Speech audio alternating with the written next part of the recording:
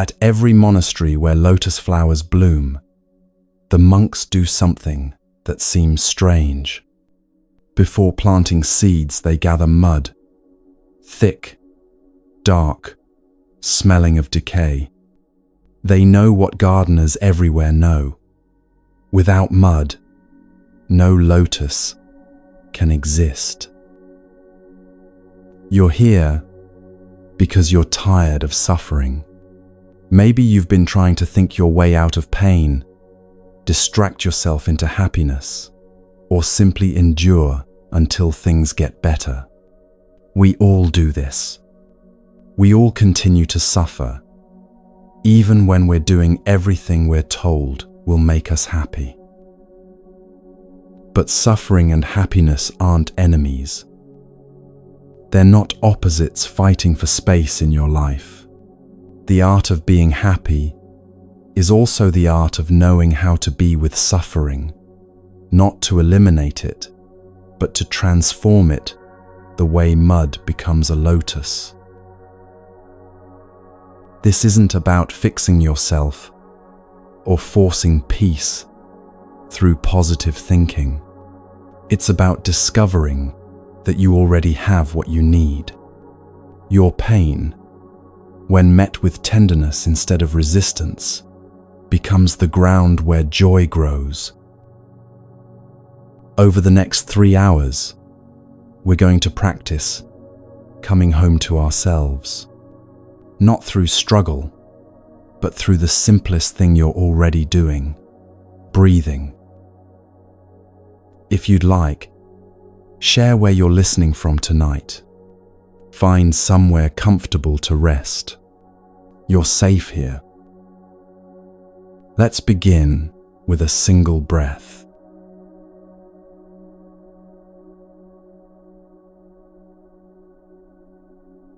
The Buddha once sat with his students in a grove of trees, and he wanted to show them something about the nature of suffering. He asked them to imagine being struck by an arrow.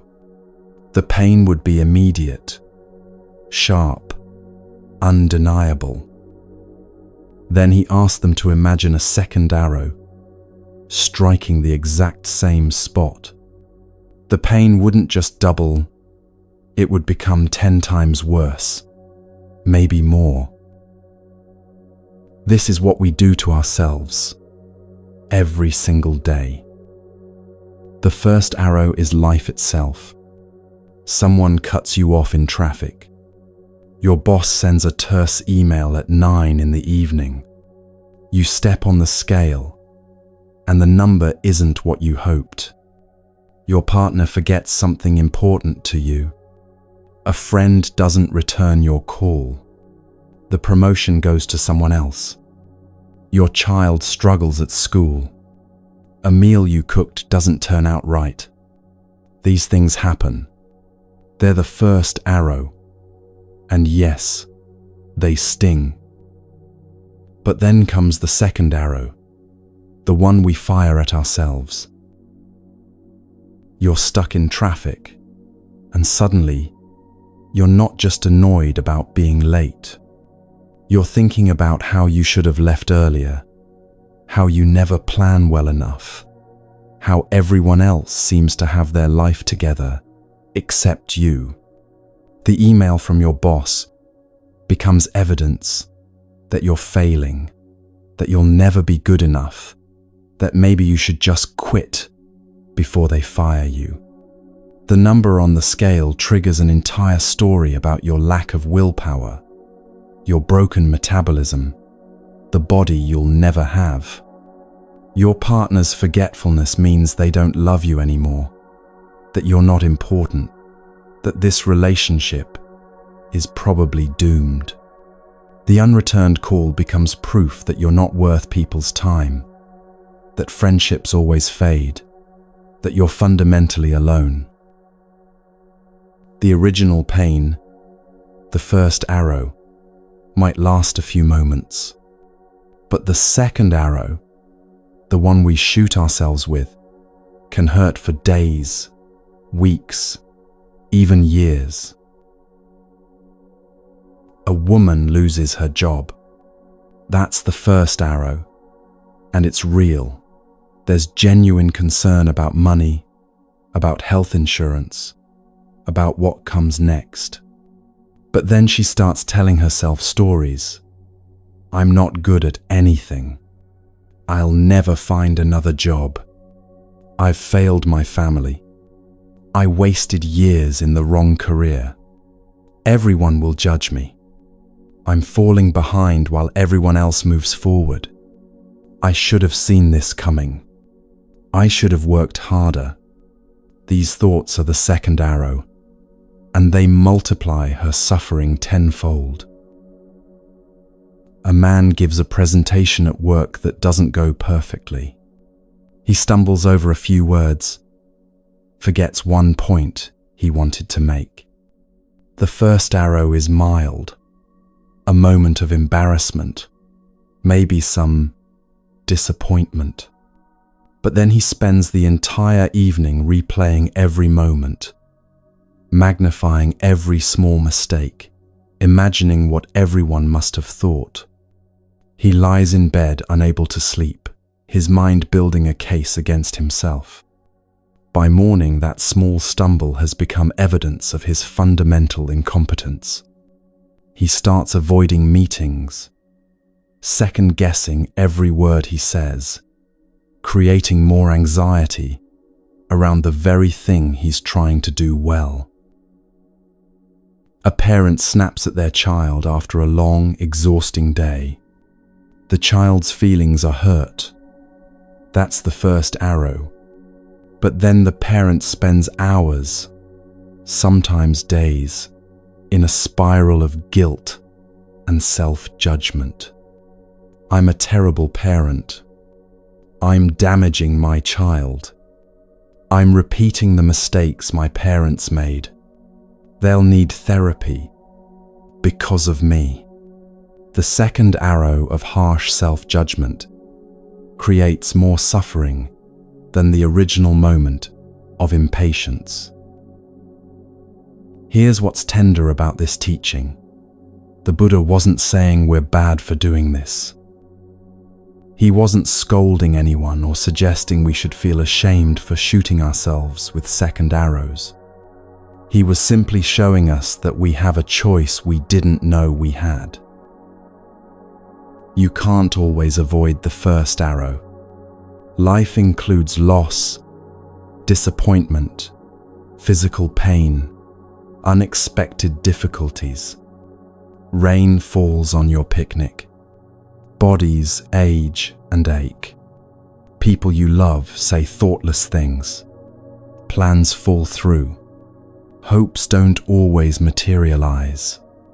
This is the nature of being alive, the nature of living in a world where everything changes, where nothing stays exactly as we want it.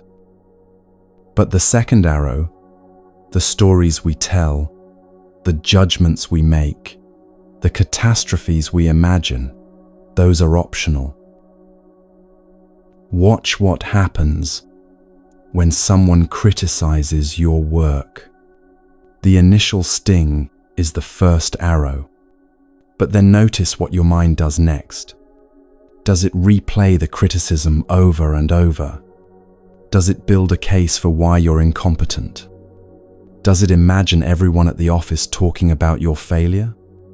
Does it spiral into thoughts about how you'll never succeed, how you should give up, how you're not cut out for this? Does it start cataloging every other failure you've ever experienced as proof? That's you, picking up the second arrow and aiming it straight at your own heart. The practice isn't to become invulnerable to first arrows. The practice is to notice when you're reaching for the second one and to simply, gently put it down. Most of us have been shooting ourselves with second arrows for so long that we don't even notice we're doing it anymore. It's become background noise, the constant mental chatter that turns every small difficulty into evidence of our fundamental inadequacy. We've become so skilled at causing our own suffering that we do it automatically, reflexively, dozens of times a day. A colleague walks past without saying hello, and we're immediately wondering what we did wrong. A text message doesn't come as quickly as we hoped, and we're constructing elaborate theories about what it means. A minor physical sensation becomes a sign of serious illness in our minds. But here's the beautiful thing. Once you see the second arrow for what it is, once you recognize that you're the one holding it, you can choose differently. Not through force or self-discipline, but through simple awareness. Through the gentle recognition, oh, I'm doing it again. I'm taking something difficult and making it worse. I can stop. It's 3 a.m, and you're standing in front of the refrigerator. You're not hungry. Not really. You ate dinner a few hours ago. Your stomach isn't empty. But something pulled you out of bed, led you down the dark hallway, and now you're staring at leftovers you don't want, searching for something that isn't there. This is how most of us try to handle what hurts. There's a feeling inside. Maybe it's loneliness, maybe anxiety about tomorrow's meeting, maybe grief you haven't let yourself feel, maybe just a vague sense that something isn't right. It's like a child crying in another room. And instead of going to that room, instead of sitting with that child, we go to the kitchen. We go to our phones. We turn on the television. We pour another glass of wine. We open social media and start scrolling through other people's carefully curated lives. We do anything at all, to avoid being alone with ourselves. A man comes home from work exhausted, his body tight with stress, his mind churning through everything that went wrong during the day. He knows he should rest, maybe take a walk, maybe just sit quietly for a few minutes. Instead, he grabs his laptop and starts answering emails that could wait until morning. When that's done, he turns on a show he doesn't really care about, something familiar that requires no attention. The show ends, and he's still not tired, or rather, he's exhausted but wired. So he picks up his phone and disappears into an endless feed of news, opinions, arguments between strangers. By the time he goes to bed, hours have passed, and he hasn't spent a single moment actually being with himself. He's been running the entire evening, just in place. Tomorrow he'll wake up still tired, still carrying the same tension, still avoiding the same feelings. And the cycle will begin again. A woman finishes a difficult phone call with her mother. The conversation left her feeling small, criticized, misunderstood. Old wounds have been touched, old patterns activated. She could sit with this, let herself feel what's there, maybe cry, maybe just breathe through the hurt. Instead, she opens her laptop and starts shopping online. She's not looking for anything in particular, just clicking, scrolling, adding things to her cart, imagining how buying this or that might make her feel better. An hour passes. The hurt is still there, but now it's covered over with a thin layer of distraction, and she has a shopping cart full of things she doesn't need, and a credit card bill that will arrive next month. A young person lies in bed scrolling through social media, watching other people's lives unfold in perfect squares. Everyone looks happy, successful, loved. Everyone seems to have figured out something they haven't. The feeling of inadequacy grows with each swipe, but they can't stop. One more scroll, one more post, one more story. They're exhausted, their eyes hurt. They need to sleep, but something compels them to keep going. It's past midnight now, then 1, then 2. The phone has become a shield against the loneliness that waits in the dark. This isn't a moral failure. This is what we've learned to do to survive. Somewhere along the way, we absorbed the message that our pain isn't acceptable, that if we're not happy, we must be doing something wrong, that the goal is to feel good all the time. So when difficult feelings arise, and they always do, we've been taught to cover them up, push them down, distract ourselves until they go away. The problem is, they never go away. They just wait. Think about a child who's crying. If the mother ignores the crying, if she turns up the television to drown it out or leaves the house to get away from the sound, what happens? The child cries harder. The child's distress grows because the one thing they need, to be seen, to be held, to have someone acknowledge their pain, isn't happening.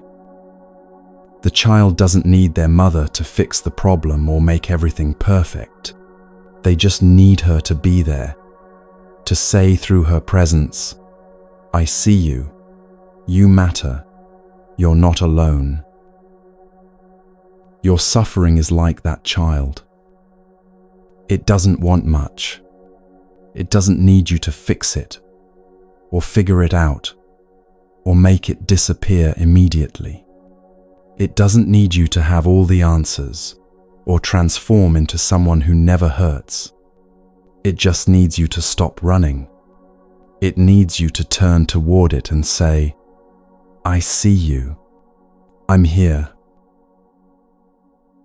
But we're afraid. We're afraid that if we stop running, if we actually let ourselves feel what's there, it will overwhelm us. We think the sadness will swallow us whole. The anger will burn us up. The fear will prove that everything we worry about is true. We think that if we start crying, we might never stop. We think that acknowledging how much we're struggling means we've failed at being happy, at being strong, at having our life together. So we keep running. We work 70 hours a week and call it ambition. We fill every moment with noise and activity and call it productivity. We schedule ourselves into exhaustion and call it success. We consume food, alcohol, shopping, entertainment, information, anything to create a buffer between us and what we're feeling. The marketplace knows this about us. It knows we're desperate to avoid our own inner lives, so it offers us an endless supply of distractions. Buy this, and you'll feel better.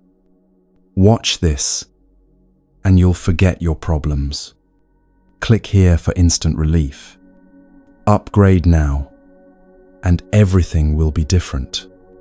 Download this app, try this program, follow this influencer, adopt this routine. There's always something new promising to fill the emptiness, to ease the ache, to finally make us feel okay. And sometimes these things do help, temporarily. The new purchase gives us a little rush. The show makes us laugh. The scroll through social media fills the silence. But the relief never lasts because we haven't actually addressed what's underneath. We've just added another layer of distraction on top of the original pain. Here's what happens when we live this way. We abandon ourselves. Your body is trying to tell you something. It's tired. It's holding tension in your shoulders that's been there so long you've stopped noticing it. Your jaw is clenched even when you sleep. Your stomach is tight, chronically unsettled. Your breath is shallow, never quite full. Your back aches, your neck is stiff, your head pounds. It needs rest, needs movement, needs your attention. But you're too busy checking your phone to notice. You're scrolling through videos of people you've never met, reading arguments that don't matter, watching clips designed to trigger your outrage or envy. And meanwhile, your own body, the only home you'll ever have, is sitting there unattended, calling out to you in the only language it knows. Your heart is trying to tell you something too. Maybe there's grief there that needs to move through you. Grief for a relationship that ended, for a version of yourself you've lost, for dreams that didn't come true, for time that passed differently than you hoped. Maybe there's anger that needs to be acknowledged, anger at someone who hurt you, at circumstances that feel unfair, at yourself for choices you regret, at a world that often seems indifferent to your struggles. Maybe there's fear about the future, about money, about health, about whether you're doing life right. Maybe there's just a deep tiredness, a longing to stop performing, to stop pretending everything is fine, to finally let down the weight you've been carrying for so long. But you've gotten so good at numbing yourself that you don't even hear it anymore. The person you're running from is yourself. And the tragedy is that you can never get away. You can move to a new city, start a new relationship, change careers, reinvent your image, rearrange your entire life. But everywhere you go, there you are. The loneliness follows. The anxiety follows. The vague sense that something's missing follows. Because what's missing isn't out there. It's the relationship you've lost with yourself. There's a different way. What if, just for a moment, you stopped? Not forever, just for the length of one breath. What if you let the phone stay on the table? What if you turned off the television and sat in the silence? What if you felt the tiredness in your body without immediately trying to fix it or push through it? What if you let yourself be sad without needing to know why or how to make it go away? What if you just sat with the discomfort, the restlessness, the ache, and discovered that you can bear it? You might notice that the feeling isn't as overwhelming as you feared. You might notice that when you stop running from it, it doesn't chase you anymore. You might even notice that beneath the anxiety and the sadness and the restlessness, there's something else, something quiet and steady that's been waiting for you all along. Your body has been carrying you your entire life. Right now, Without any effort from you, your heart is beating 70 times a minute, 100,000 times a day. It pumps blood through 60,000 miles of vessels. Your lungs are expanding and contracting, bringing in oxygen, releasing carbon dioxide 18,000 times a day. Your blood is delivering nutrients to 37 trillion cells. Your stomach is digesting whatever you last ate, breaking it down into energy. Your kidneys are filtering waste. Your liver is detoxifying. Your immune system is protecting you from countless threats you'll never know about. Your eyes are adjusting to light. Your ears are processing sound. Your skin is sensing temperature and pressure and pain. All of this is happening without you having to think about it, manage it, or make it occur. This body is a miracle. But how often do you treat it like one? Most of us live in our heads. We're thinking about yesterday, worrying about tomorrow, replaying conversations, planning responses, judging ourselves, comparing ourselves, trying to figure everything out. Meanwhile, our body is here, in this moment, and we're barely aware of it. We're like visitors in our own home, strangers to ourselves. The mind can travel anywhere, into the past, into the future, into fantasy, into fear, but the body can only be in one place, here, only now. This is why coming back to your body is how you come back to the present moment, which is the only moment you're actually alive. Try something simple.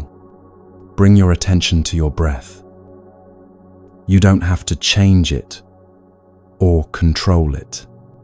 You don't have to make it deeper or slower or more peaceful. You don't have to breathe in any special way or achieve any particular state. Just notice it. Feel the air moving in through your nose, cool as it enters. Feel your chest rising, your belly expanding, your ribs opening. Feel the pause between the in-breath and the out-breath, that tiny moment of stillness, of fullness. Feel the air leaving your body, warm as it exits, your chest falling, your belly softening. That's it. That's the whole practice. You're breathing, and you know you're breathing. This might seem too simple to matter. You might think, I'm already breathing. I've been breathing my whole life. What difference does it make to pay attention to it? But this simple act of bringing awareness to your breath changes everything. When you breathe mindfully, even for just one breath, you unite your body and mind. You stop the endless mental chatter, the constant commentary, the worrying and planning and remembering. You step out of the river of thinking and into the quiet shore of the present moment. For just this moment, there's only breathing. And in that space, you find something you may have forgotten. You find peace. There was a monk many years ago who developed a serious infection in his lungs. For weeks, every breath was difficult. He would cough and struggle, his chest tight, his breath shallow and labored. Breathing, the most basic thing, the thing that happens automatically from birth to death, had become painful, uncertain. After treatment, his lungs healed. And when he could breathe easily again, something shifted in him. Every single breath felt like a gift. He didn't have to remind himself to be grateful. The gratitude arose naturally, spontaneously, with each easy breath. All he had to do was remember those weeks when breathing was so difficult. And suddenly the simple act of taking a full, clear breath became the most delicious thing in the world. He would sit in meditation, breathing in and out, and smile, not because he was trying to be positive or spiritual, but because breathing well was genuinely joyful. You don't have to wait until you lose something to appreciate it. Right now, you can breathe easily. You have lungs that work. You have a body that, despite whatever struggles it faces, despite whatever imperfections you see, is keeping you alive, moment by moment. This is already extraordinary. Your body isn't your enemy. It's not something to be controlled, punished, perfected, or ignored. It's not a problem to be solved, or a project to be completed. It's your oldest friend, your most faithful companion. It's been with you since before you were born, and it will be with you until your last moment. Everything you've ever experienced, every joy, every heartbreak, every discovery, every loss, every moment of love, every flash of insight, every ordinary day has happened in and through this body. But somewhere along the way, many of us went to war with our bodies. We decided they weren't thin enough, strong enough, young enough, attractive enough, productive enough, healthy enough. We ignored their signals, kept working when they needed rest, kept eating when they were full, or starving ourselves when they were hungry, kept pushing when they needed gentleness. We treated them like machines that should perform on demand, like obstacles to overcome, rather than homes to inhabit.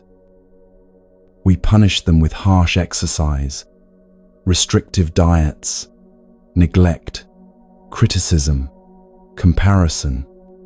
We compared them to other bodies and found them lacking, always lacking. When you bring mindful attention to your body, you're not trying to change it, or fix it, or make it different. You're simply acknowledging, you're here, I'm here, we're in this together. Breathe in and know that you're breathing in. That's the first practice. Breathe out and know that you're breathing out. That's the second practice. With this simple practice, something profound happens. You're no longer lost in thought. You're no longer rehearsing the past or worrying about the future. You're here. Your mind has come home to your body, and in that reunion, something settles. The racing thoughts slow down. The tension begins to soften, just a little. You remember what it feels like to simply be, without needing to do or accomplish or fix anything. This isn't about achieving some special state or having a mystical experience. This is about recognizing that life is only available in the present moment. The past is gone. You can remember it, learn from it, make peace with it, carry its lessons forward, but you can't live there. The future hasn't arrived. You can prepare for it, dream about it, work toward it, but you can't experience it yet. The only place you can actually be alive, the only moment that truly exists, is right here, right now. And the doorway into the present moment is always your breath. When you breathe mindfully, you're not doing it to become enlightened or to fix your problems or to earn some spiritual achievement. You're not doing it to become a better person or to prove something to yourself or anyone else. You're doing it because this moment matters. This breath matters. You matter. Let's try something together.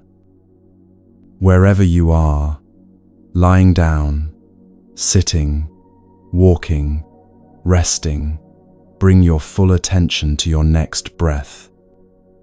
Feel it entering your body through your nose or mouth. Feel it moving down into your lungs, filling them from bottom to top. Feel your chest expanding, your ribs opening, your belly rising, your whole torso softening to receive this breath. Feel the slight pause at the top of the breath, that small moment of fullness, of completion.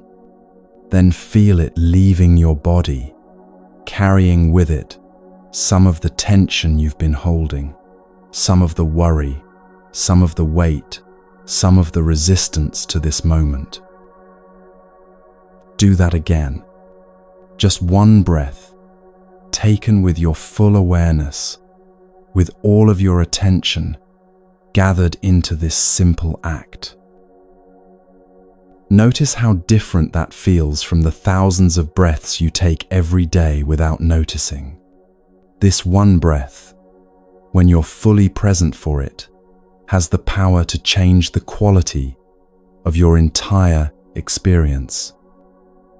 It's like the difference between eating while distracted, standing over the sink, scrolling through your phone, and actually tasting your food, noticing its texture, its temperature, its flavor.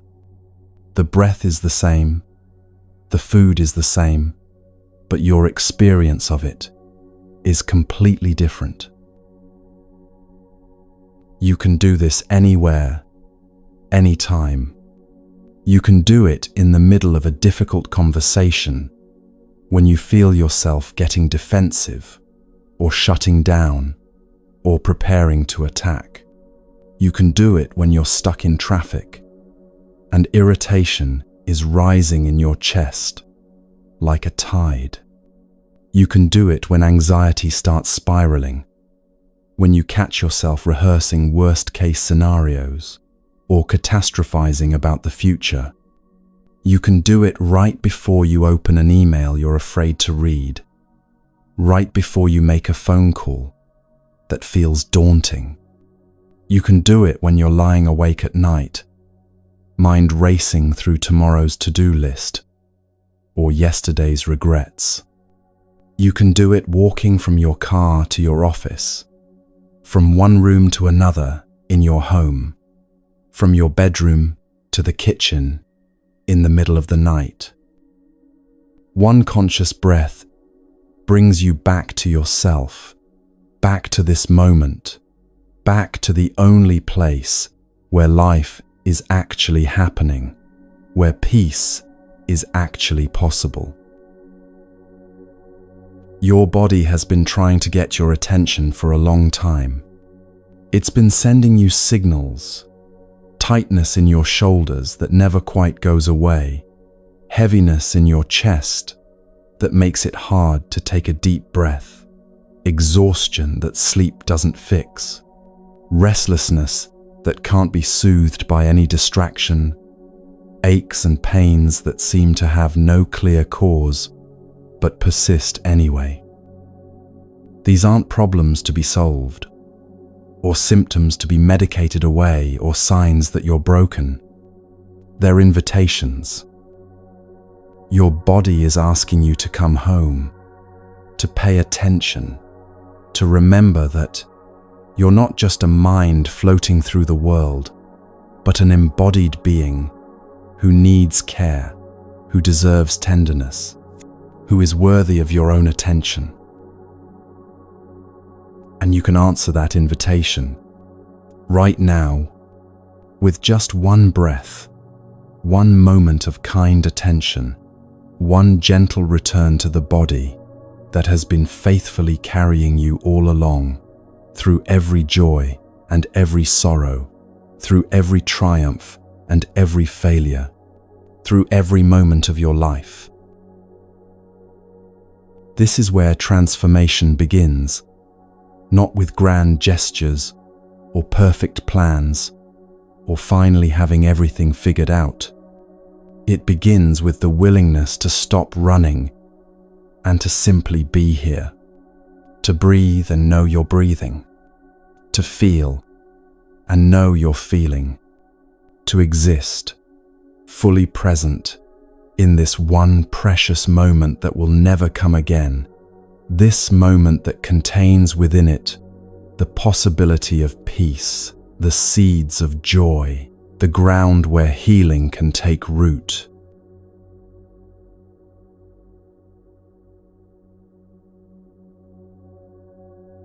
Imagine a mother hearing her baby cry in the next room. She's in the middle of something, cooking dinner, paying bills, folding laundry, but she hears that cry. What does she do? She doesn't ignore it, hoping it will stop on its own. She doesn't turn up the television to drown out the sound. She doesn't stand there, analyzing why the baby is crying, developing theories about what might be wrong, researching solutions on her phone. She simply stops what she's doing, goes to the baby, and picks them up. She doesn't know yet why the baby is crying. Maybe they're hungry. Maybe their diaper needs changing. Maybe they have a fever. Maybe they're teething. Maybe they just need to be held. But before she can understand any of that, before she can address the actual need, she does something essential. She acknowledges the baby's distress. She takes the baby into her arms. She holds them close to her chest where they can hear her heartbeat. She rocks gently. She whispers softly. She says through her presence, "I'm here. I see you. You're not alone." And something shifts immediately, even before the problem is solved. The baby feels the mother's arms, hears her heartbeat, senses her calm presence. The crying may not stop right away, but there's a change in its quality. Less desperate, less alone, less terrified. The baby knows they've been heard. The baby knows someone cares. That knowledge itself is soothing, is healing, even while the original discomfort might still be there. This is exactly how we need to be with our own suffering. When pain arises, whether it's sadness, anxiety, anger, loneliness, fear, shame, our habit is to do anything but hold it. We try to think our way out of it, distract ourselves from it, push it away with willpower, or pretend it isn't there. We analyze it endlessly, without actually being present with it. We judge ourselves for having it. We compare our pain to others' pain and decide we shouldn't be feeling this way. We treat our suffering like an enemy to be defeated, rather than a crying child who needs acknowledgement. But mindfulness offers a different approach, one that's remarkably simple, yet profound. It has 3 steps: recognition, embrace, and understanding. First, recognition. When a difficult feeling arises, you simply notice it and name it. Breathing in, I know anxiety is here. Breathing out, I say hello to my anxiety. You're not trying to change it or make it go away. You're not making it wrong or bad. You're just acknowledging its presence the way you'd acknowledge a person entering the room, without drama, without rejection, just noticing, oh, you're here. This simple act of recognition is already powerful. Most of us spend so much energy trying not to feel what we're feeling that we exhaust ourselves before we even begin to address the actual pain. The resistance itself becomes a second layer of suffering. We're anxious, and then we're anxious about being anxious. We're sad, and then we're ashamed of being sad. We're angry, and then we're guilty about being angry. When you stop fighting and simply say, yes, this is here, something releases. The tension of resistance softens. Second, embrace. You hold your suffering tenderly, the way that mother holds her crying baby. Breathing in, I embrace my sadness. Breathing out, I hold it gently. You're generating the energy of mindfulness, which is the energy of presence, of caring attention, and you're wrapping that energy around your pain like a warm blanket. This isn't about liking the pain or wanting it to stay forever. It's about being with it without violence, without rejection, without the harsh judgment that says, you shouldn't be feeling this way. When you embrace your suffering this way, you're no longer adding the second layer of suffering that comes from resisting the first layer. You're no longer at war with yourself. You're creating a safe container where healing can begin to happen. Think about what happens when you cut your finger. You don't have to know exactly how to heal it. Your body already knows. You just need to clean it, maybe put a bandage on it, and then trust the natural healing process. Emotional healing works similarly. When you stop interfering with harsh judgment or frantic attempts to make the pain disappear, your heart knows how to heal itself. You just need to create the conditions, recognition, and embrace for that natural healing to occur. Third, understanding. After you've recognized and embraced your suffering for some time, you can begin to look deeply into it to understand its roots. Why is this sadness here? What feeds this anxiety? Where did this anger come from? What old wound is being touched? Understanding brings insight, and insight brings transformation. But here's what's crucial. You don't need to reach understanding immediately for healing to begin. The simple act of recognition and embrace is already therapeutic. Presence itself is healing. Sometimes understanding comes quickly, sometimes it takes time, and sometimes the understanding is simply this: I'm suffering, and that's okay, and I can hold myself through it. Think about what happens when you're upset and someone truly listens to you, not trying to fix you or give advice or make it better, not jumping in with solutions or telling you it's not so bad, just listening with their full attention, their full presence. Something in you softens, doesn't it?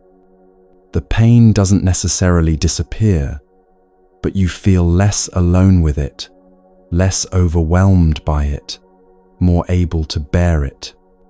That's the power of mindful presence. You can offer that same presence to yourself. A woman struggles with depression for years. It comes and goes like weather, sometimes mild like an overcast day, sometimes so heavy she can barely get out of bed, can barely remember what it feels like to want anything. For a long time, she treats it as an enemy, as evidence that she's broken, that she's failing at life. She fights it with everything she has, judges herself harshly for having it, tries to push through it with willpower and positive thinking. She reads books about happiness, tries different medications, berates herself for not being stronger, compares herself to people who seem to navigate life with ease. Then someone teaches her a different approach. The next time depression arrives, heavy and dark and familiar, instead of fighting it or running from it or collapsing under its weight, she tries something new. She sits down, places her hand on her heart, and breathes. "Hello, depression," she says quietly, out loud to her empty room. "I know you're here. I see you." It feels strange at first, almost silly, but she keeps going. She doesn't try to make it go away. She doesn't analyze why it's there, or what she did wrong to deserve it, or how long it might last this time. She just acknowledges it, the way she'd acknowledge a visitor at her door, not necessarily a welcome visitor, not someone she's happy to see, but one she's choosing to recognize rather than pretend isn't there. And something surprising happens. The depression is still there, still heavy, still painful, but the relationship to it changes. It's no longer this overwhelming monster that has complete power over her, that defines her entire existence. It's a visitor, a difficult one, a painful one, but just a visitor. She can be with it without being consumed by it.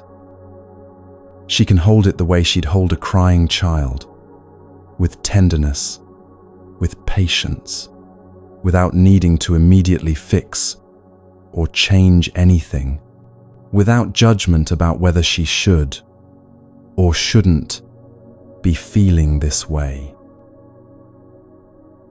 Over time, as she practices this acknowledgement, as she stops fighting and starts simply being present, she starts to understand the depression better. She sees how certain thoughts feed it, thoughts about being worthless, about the future, being hopeless, about being a burden to others. She sees how isolation makes it heavier, how staying in bed all day, avoiding friends, cancelling plans, creates a loop that intensifies the darkness. She sees how self-judgment intensifies it, how beating herself up for being depressed adds another layer of pain on top of the original pain. She learns to recognize depression's early signs, the way colors start to seem duller, the way ordinary tasks feel impossibly heavy, the way negative thoughts start to spiral, and to respond with gentleness rather than panic. She develops tools, reaching out to a friend even when she doesn't want to, taking a short walk, even when it feels pointless, speaking kindly to herself, even when her mind is full of criticism. The depression doesn't disappear completely. It still visits, but it no longer has the same power, to devastate her. She's learned to be with it, and that changes everything. This is what becomes possible when we stop fighting our suffering and start meeting it with mindful presence. Not passivity, not giving up, not just accepting that we'll always hurt, but active compassion, active presence, the willingness to be with what is, without making it worse, through resistance and judgment. The simple phrase, "I see you," said to your own pain, your own fear, your own struggling heart, can be profoundly healing. It's the opposite of abandonment. It's coming home to yourself. It's being the mother who picks up the crying baby, rather than the one who turns up the television and hopes the crying will stop. It's treating yourself with the same tender care you'd offer someone you deeply love. Look at your hand for a moment. Really look at it. Whose hand is it? The obvious answer seems simple. It's your hand. But look more closely. If you knew your mother, look at your hand and see if you can find her there. Maybe it's the shape of the fingers, the way the thumb curves, the lines across the palm, the way the knuckles bend. Your mother's hand is in your hand. She didn't just give birth to you and then become separate. She continues in you, cell by cell, gesture by gesture, expression by expression. If you knew your father, you might see his hands there too. Maybe it's the width of the palm, the length of the fingers, the way you move your hands when you talk. And in your mother's hand are her mother's hands and her father's hands. In your father's hand are his parents' hands and their parents' hands before them. Your hand carries generations. Your hand holds centuries. This isn't metaphor or poetry, it's biological truth. You are the continuation of your ancestors. Every cell in your body contains their genetic information, their DNA, the code that shaped them, shaping you now. Every habit, every tendency, every fear, and every strength has roots that go back through time, through lives you never knew, but that live on in you. Think of a corn plant growing in a field on a late summer day.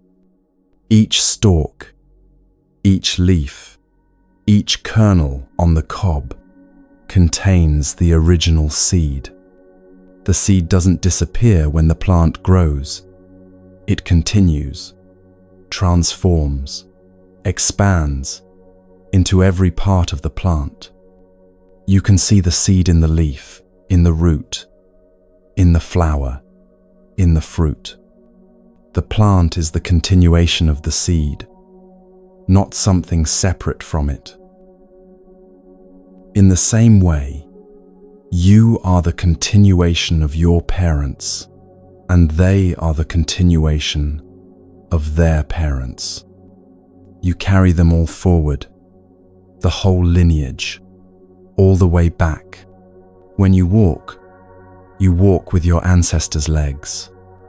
When you speak with their voice, their words, their ways of expression. When you suffer, you may be suffering not just your own pain, but pain that has been passed down through generations, waiting for someone to finally stop and say, "I see you.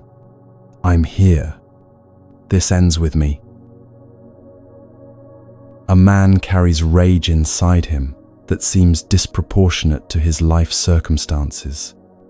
He has a good job, a loving partner, no major traumas in his recent past, advantages, and opportunities many people don't have. Yet the anger is there, simmering beneath the surface like water about to boil, erupting at small provocations, traffic, a misplaced item, a minor disappointment. He's ashamed of it, tries desperately to control it, worries constantly that he's becoming his father, a man whose anger made everyone around him walk on eggshells, whose rage filled rooms and silenced children. For years, this man hates his father for that anger. He's built his entire life around being different, being better, not repeating those patterns. He's vowed never to make his children feel the way he felt as a child, small, afraid, constantly bracing for the next explosion, never knowing what small thing might trigger it. He's read books about anger management, practiced breathing techniques, tried therapy, promised himself 1,000 times that he won't lose control. But the anger is still there, in him, like a fire that won't go out, and he can't seem to get rid of it no matter what he does.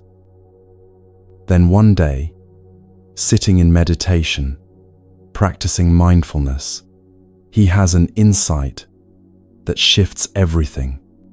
He realizes that his father's anger wasn't really his father's. It was inherited too, passed down like eye color or height.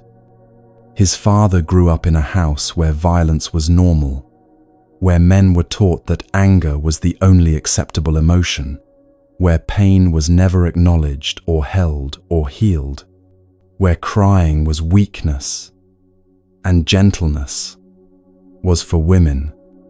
His father's father carried rage from his own unprocessed trauma, from poverty that ground people down, from war that shattered minds, from a time and place where survival meant hardness, where softness meant death. Seeing this doesn't excuse his father's behavior. It doesn't erase the pain of his childhood, the fear, the hypervigilance, the way he learned to disappear when his father's mood darkened. But it shifts something fundamental in how he relates to his own anger. This rage he carries isn't proof that he's fundamentally flawed or destined to repeat his father's mistakes or failing at being a good person. It's an inheritance, passed down, because no one knew how to transform it, because no one had the tools or the space or the safety to stop and say, "This hurts, and I don't know how to make it stop hurting." And here's the extraordinary thing. He can be the one who transforms it. He can be the place where the cycle breaks. When he sits with his anger now, he doesn't just see his own frustration at traffic, or work stress, or life's daily irritations.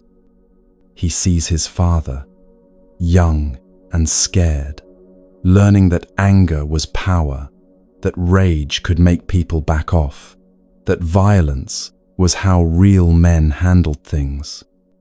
He sees his grandfather, traumatized by war, unable to speak of what he'd seen, what he'd done, carrying ghosts no one acknowledged.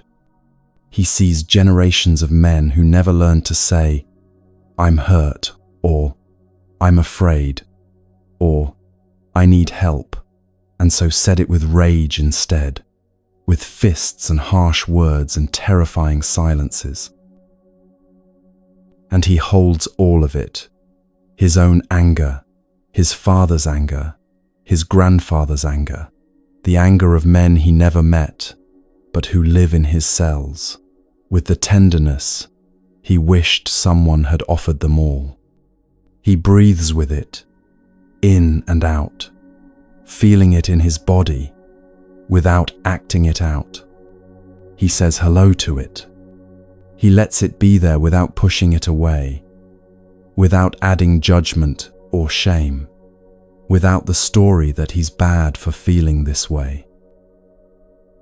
Slowly, over months and years of practice, the anger transforms.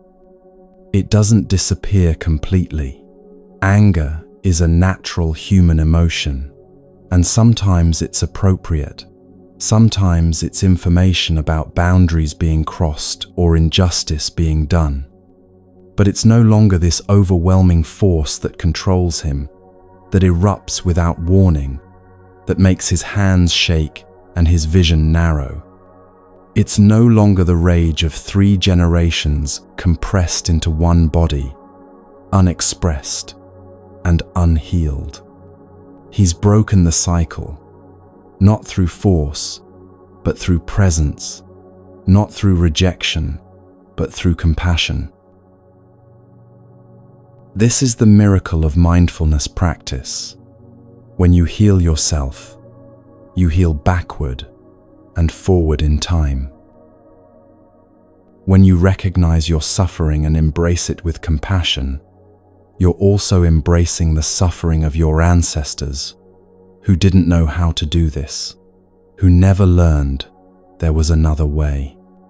You're offering them, through your own healing, what they never received: acknowledgement, tenderness, the space to simply be with pain without judgment.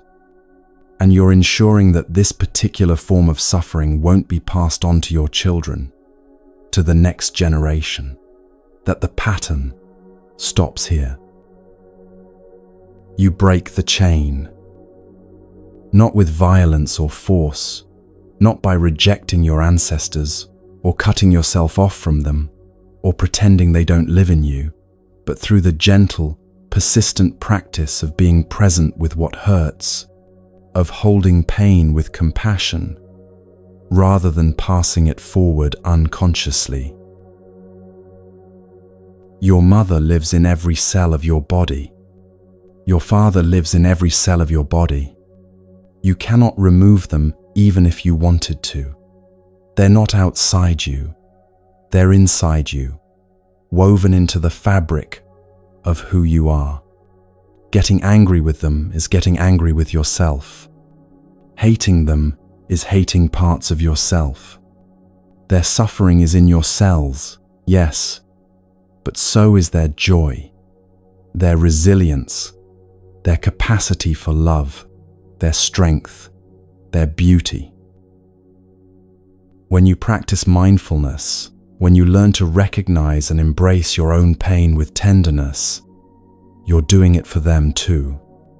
You're doing it for all of them, the ones who hurt you and the ones who loved you, the ones you knew and the ones who died before you were born. You're lighting a candle that illuminates not just your own path, but the path behind you and the path ahead, offering healing across time itself. Some people say, "I don't want anything to do with my parents," or "I need to cut them out of my life completely." And sometimes, for safety, for healing, for survival, physical distance is necessary and wise, and exactly the right choice. But you cannot truly cut them out because they're already in your DNA, in your cells, in the very structure of your body and mind, in the way you hold your shoulders, or smile, or react to stress. The only path to real freedom is to make peace with that reality, to see them clearly with compassion, and to transform what needs transforming without adding more violence to the violence that already was. This doesn't mean you excuse harmful behavior or pretend abuse didn't happen or allow ongoing harm to continue. It means you recognize that suffering creates suffering, that your parents were once children too, vulnerable and needing care, that the pain they caused you often came from pain they never learned to heal, were never taught how to heal, perhaps weren't even allowed to acknowledge. You can hold both truths at once. What they did hurt you deeply, and they were also suffering. Compassion doesn't mean weakness or acceptance of harm. It means seeing clearly, understanding deeply, and choosing not to continue the cycle, choosing to be the place where the pattern finally breaks. We're afraid of death. Most of us walk around with this fear tucked away somewhere, not always conscious, but always present, shaping our choices and our anxieties in ways we don't always recognize. We're afraid we'll cease to exist, that we'll go from being to non-being, that everything we are will simply stop, vanish, become nothing. But what if I told you that you're dying right now? Not in some future moment when your heart finally stops, but right now, in this very moment, as you listen to these words. Your body is made of approximately 37 trillion cells. Every single day, about 50 billion of those cells die. 50 billion deaths happening in your body today.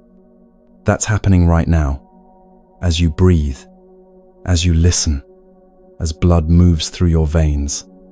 Cells in your stomach lining live for only a few days before they die and are replaced.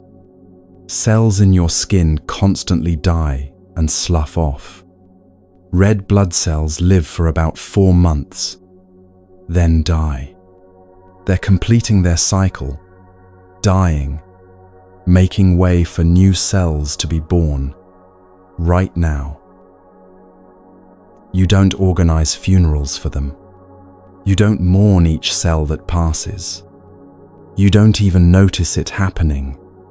This constant dying in every moment. And yet this constant dying is essential to your life, is life itself. If old cells didn't die, new cells couldn't be born. Death is making space for life, every moment of every day, every second of your existence.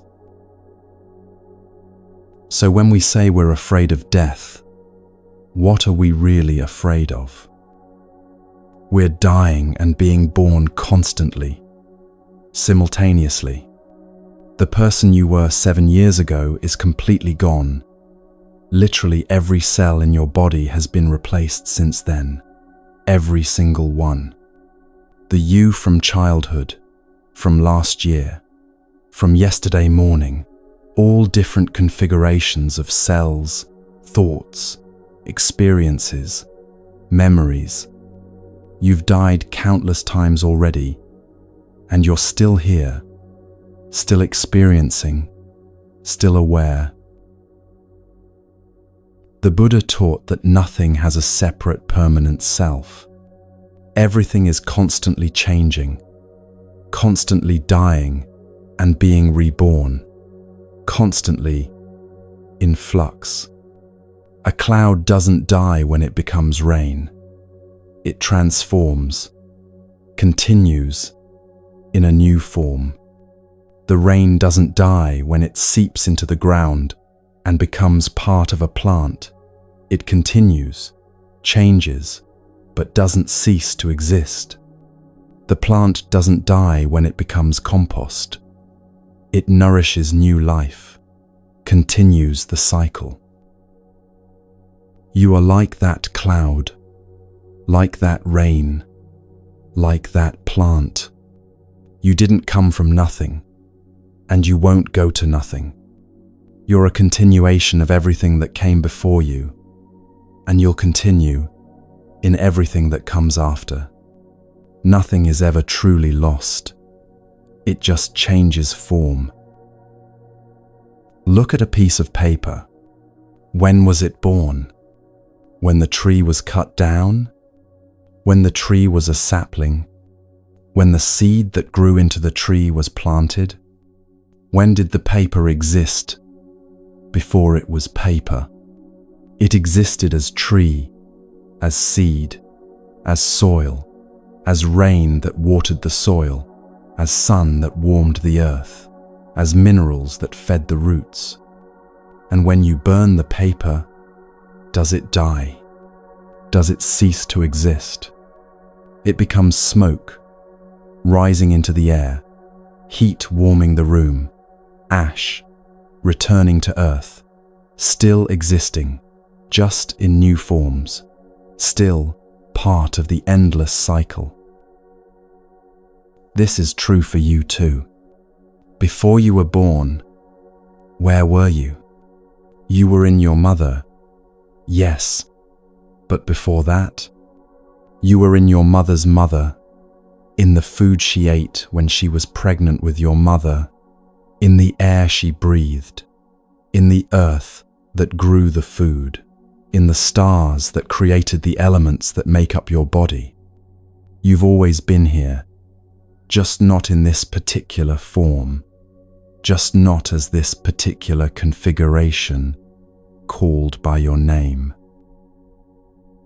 And after this body stops, where will you go? You'll continue in your children if you have them, in your students if you've taught, in the people whose lives you touched, whose minds you changed, whose hearts you opened. You'll continue in the physical elements that will return to the earth and become part of new life. The calcium in your bones will feed future plants. The water in your body will join rivers and clouds. You'll continue in ways you can't fully imagine, just as you existed before this life, in ways you can't fully remember. There's a young person, only 30 years old, who feels exhausted by life. Not suicidal exactly, not actively wanting to die, but weary in a deep way that rest doesn't fix. They look around at the decades stretching ahead, maybe 50 more years, 60, 70 if they're lucky, and feel tired rather than excited.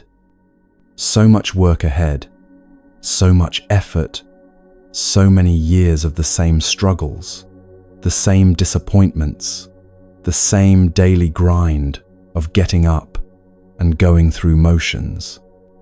They find themselves thinking, is this all there is? Just getting up day after day, working and worrying and trying and failing until I finally don't have to anymore. This is a different kind of death wish, not wanting to die exactly, but being bored with living, tired of the repetition, weary of existence itself, tired of the struggle, the effort it takes just to keep going, to keep caring, to keep trying to make life meaningful when everything feels flat and grey. But this tiredness often comes from a fundamental misunderstanding about what life is, about what it means to be alive. We think life is something we have to get through, something to endure until we reach some future point where things will finally be good, where we'll finally have arrived. We think happiness is something we'll achieve later, after we accomplish certain things, after circumstances align just right, after we become who we think we should be. So the present moment becomes empty, becomes just a bridge to somewhere else, just a necessary evil we have to cross to get to the good part. And the idea of decades of these empty bridges, these meaningless moments, feels exhausting beyond words. But what if life isn't something to get through? What if it's something to be touched, tasted, experienced fully right now, in this moment, that will never come again? What if every moment, including this one, including the ones that feel ordinary or difficult or boring, contains within it the possibility of joy, of wonder, of peace, of meaning? Not because circumstances are perfect, but because you're truly present for whatever is happening, because you're actually here rather than lost in thoughts about past or future. The problem isn't that life is too long or too hard or too repetitive. The problem is that we're not actually living most of our moments. We're lost in thought, lost in worry about tomorrow, lost in regret about yesterday, lost in plans and fantasies and fears.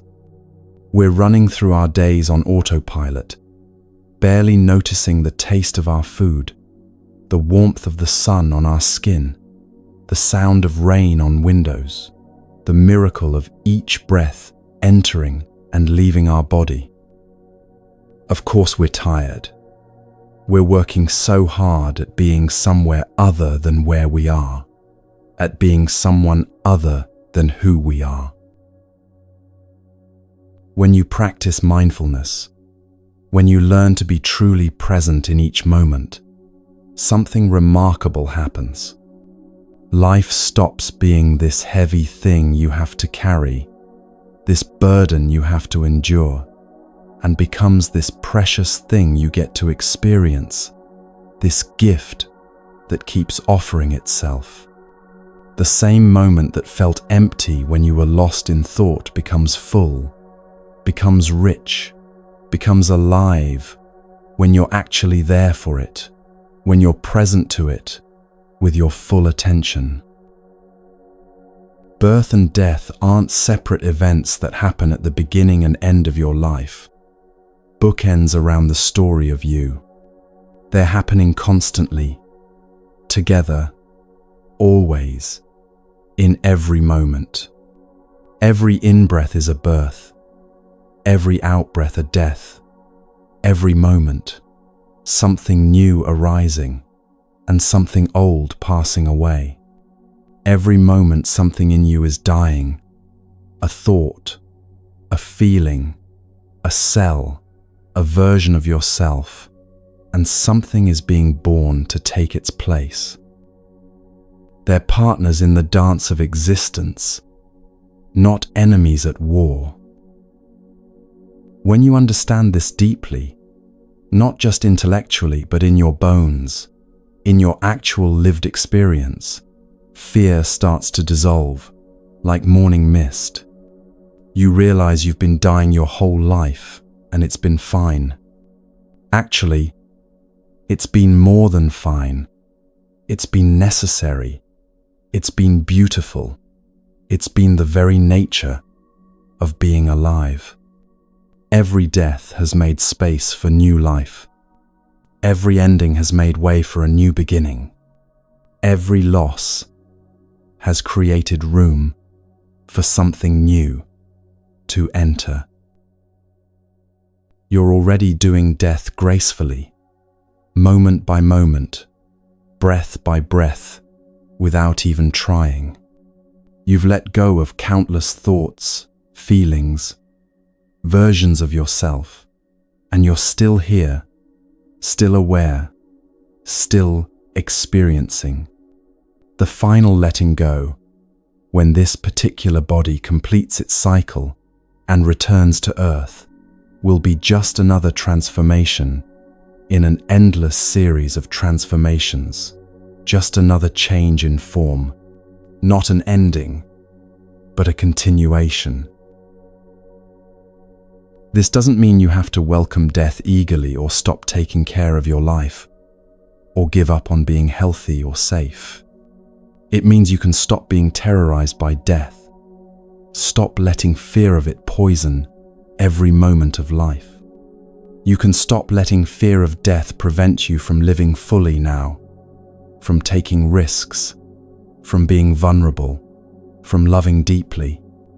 You can stop postponing joy until you feel secure, because true security comes not from controlling life and death, but from understanding their nature, from making peace with impermanence itself.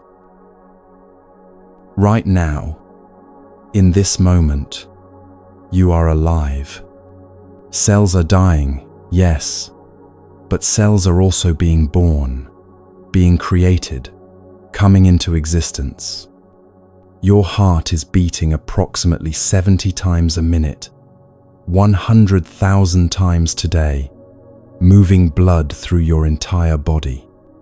Your lungs are breathing, pulling in oxygen, releasing carbon dioxide, participating in the great exchange with trees and plants.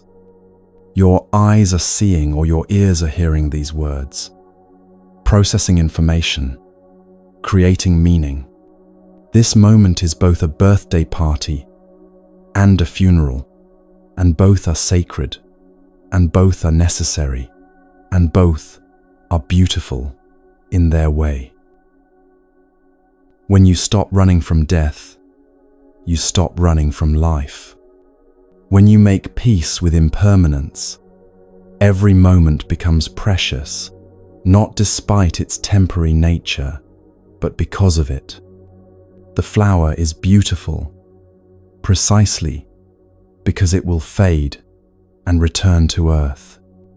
This breath is sacred precisely because it won't last forever, because this particular breath will never come again. You are miraculous, precisely because you're alive, right now, in this unrepeatable moment, experiencing this unique configuration of consciousness that has never existed before and will never exist again. So when suffering arises, whether it's fear of death, inherited pain from generations back, depression that feels like it will never lift, or your own difficult emotions of this particular day, you can say hello to it. You can hold it the way a mother holds a crying baby, with tenderness, with presence, with patience, with the understanding that you don't need to fix everything immediately, that you don't need to have all the answers right now. Just being there, just saying, "I see you," just breathing with it, is already healing, already enough. Already the beginning of transformation, already planting the seeds that will bloom into understanding, compassion, and peace.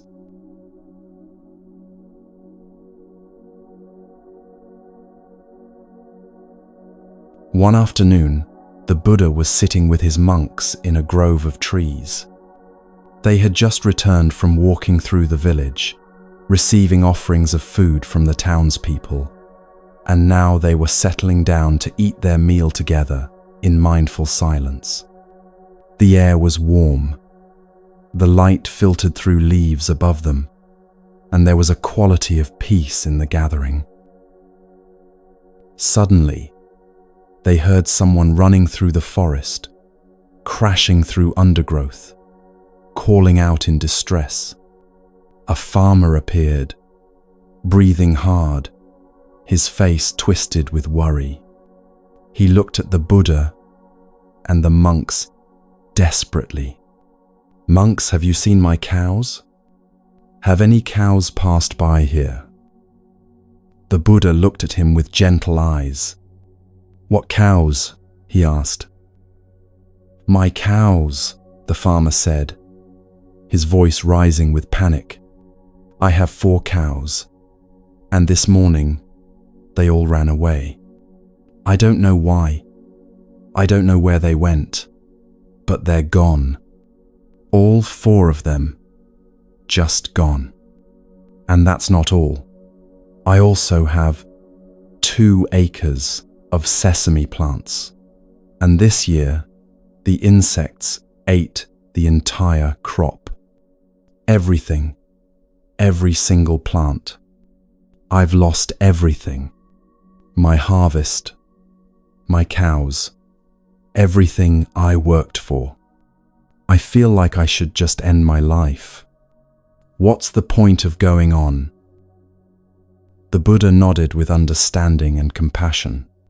"Dear friend," he said, "we've been sitting here for almost an hour, eating our meal peacefully. We haven't seen any cows passing by. Perhaps they went in the other direction. You might try looking that way."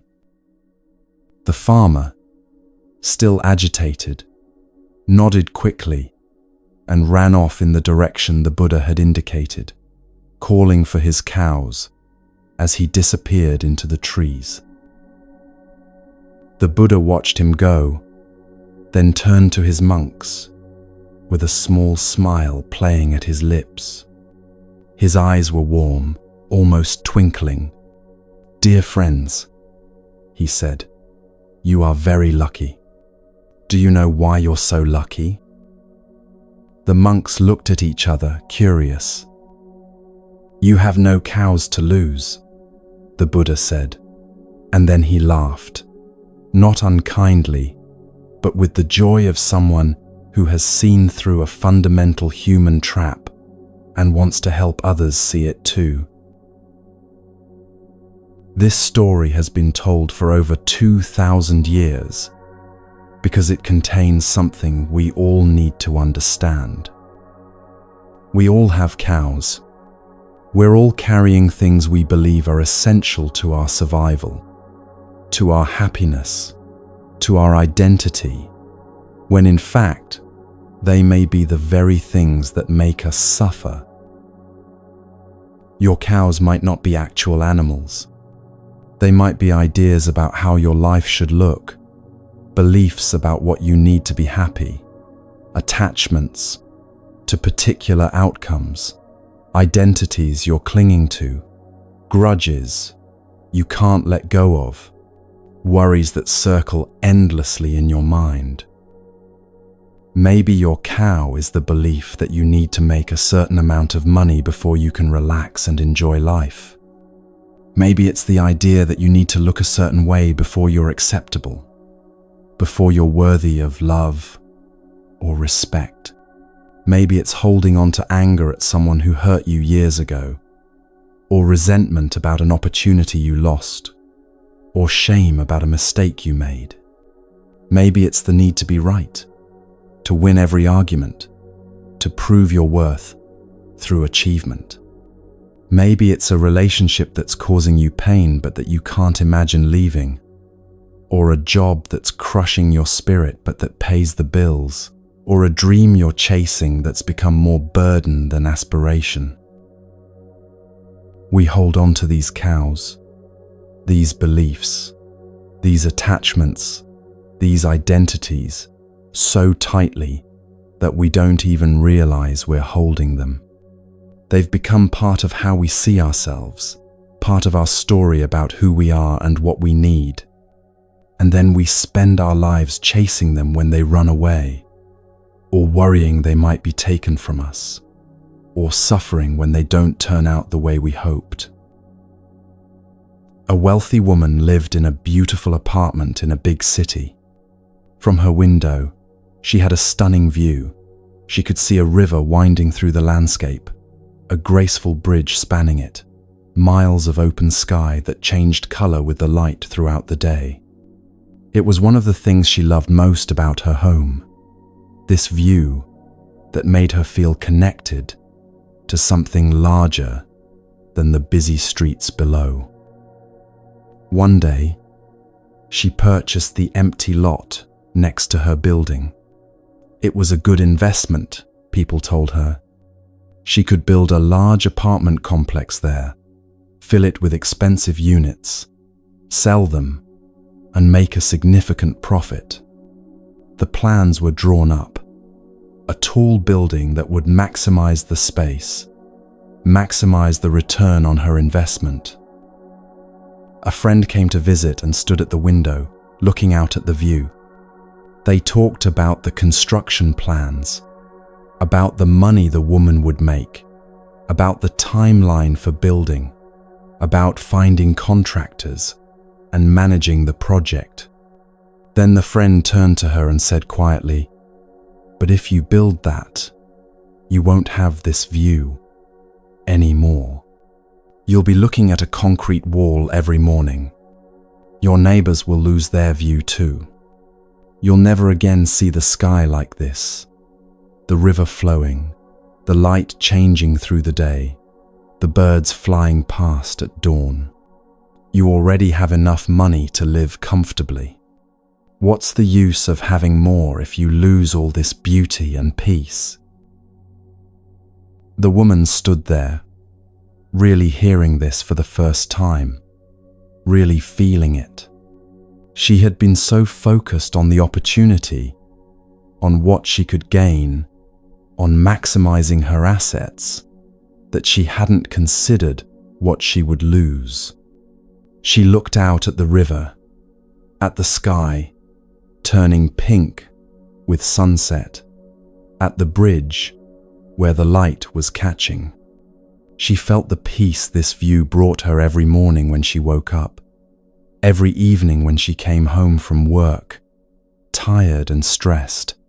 How this vista anchored her, reminded her of spaciousness when her life felt cramped. She changed her plans. She kept the lot but left it as open space, planted some trees, made it a small garden where neighbors could sit. She released that cow, the cow of always needing more money, always needing to maximize profit, always needing to turn everything into an opportunity for gain, the belief that more is always better. And in releasing it, she kept something far more valuable than the money she might have made. The relief that comes from letting go of even one cow can be extraordinary. You might not even realize how heavy something is until you put it down. You've been carrying this belief, this attachment, this worry for so long that you've gotten used to the weight. It's just become part of your normal experience, the constant background stress that you think everyone feels, that you assume is just what life is like. But when you finally let go, when you decide that you don't need that particular thing to be happy, when you release that grudge you've been nursing for years, when you stop trying to control that one thing you can't control, when you accept that you're enough, just as you are, there's a lightness that floods in. Your shoulders drop. Your breath deepens. You feel like you can move freely again, in a way you'd forgotten was possible. If you'd like, you might try something. It's completely optional, just an invitation, not a requirement, or homework, or something you should feel guilty about if you don't do it. You could take a moment to consider, what are your cows? What are you holding on to that's making you suffer? What belief about what you need to be happy is actually keeping you from happiness? What are you chasing that, if you're honest with yourself, isn't bringing you any real peace or joy? What identity are you clinging to that no longer fits who you actually are, who you're becoming? You don't have to let them all go at once. That would be overwhelming, maybe even impossible, maybe even unwise. But maybe there's one cow, just one, that you could consider releasing, just to see what it feels like, just to discover what spaciousness might open up when you put down that particular weight, what might become possible when that hand is free. There was a man named Bia who was a governor of a province in the kingdom where the Buddha lived. He was a powerful man, important, respected, influential. He had hundreds of soldiers under his command, vast wealth, a magnificent palace, servants attending to his every need. When he walked through his palace, people bowed low. When he made decisions, they affected thousands of lives. He had everything that most people spend their entire lives trying to achieve. Everything the world tells us we should want. One day, some of his friends who had become monks came to visit him. They told him about their lives in the monastery, about practicing with the Buddha, about the teachings on suffering and the end of suffering, about the peace they had found in simplicity and mindfulness. They invited him to join them, to leave his position of power and become a monk, to practice this path of awakening. At first, Bia hesitated. How could he leave all this? He had power, security, wealth, status, influence. He had worked his whole life to achieve this position, climbed so many ladders, made so many sacrifices. People depended on him, looked up to him, needed his decisions and his leadership. This was who he was, Governor Bia, important and powerful and necessary. But something in him felt tired, heavy, burdened. All this power and wealth hadn't brought him the peace he thought it would, the contentment he'd imagined would come once he achieved enough. He was constantly worried about political rivals, about uprisings, about making the wrong decision, about losing what he had gained through so much effort. He slept with guards outside his door because he was afraid of assassination, of enemies, of those who envied his position. Even with all his wealth and power, he didn't feel safe. He didn't feel free. He felt trapped by his own success. So one day, he made a decision that shocked everyone who knew him, that people talked about for years afterward. He let it all go. He gave up his position, his palace, his power, his wealth, his status. He walked away with nothing but the simple robes of a monk, one bowl for receiving food, a mat for sleeping. Everything he had spent his life accumulating, everything he thought defined him, he released. He joined the Buddha's community and learned to live with almost nothing. No palace. He slept under trees or in simple shelters, open to the weather. No servants. He washed his own robes in streams, mended his own clothes, prepared his own food when there were no offerings from villagers. No guards. He was just another practitioner, sleeping out in the open forest, like everyone else, vulnerable, unprotected by anything except his practice. One night, not long after he had become a monk, Bia was sitting in meditation at the foot of a tree. The moon was bright above him, casting shadows through the branches. The forest was quiet, except for night sounds, and he was completely alone. No guards, no walls, no weapons, no protection, except the darkness and his own practice and his trust in the path. And suddenly, from deep in his chest, words came out, words he couldn't contain, words that burst from him with such joy, such relief, such overwhelming happiness that another monk sitting in meditation nearby could hear them clearly through the night air. "Oh, my happiness!" Bia exclaimed, his voice ringing through the quiet forest. "Oh, my happiness!" He said it twice, with such feeling, such genuine emotion, such pure joy, that the other monk was startled, confused, even a bit concerned.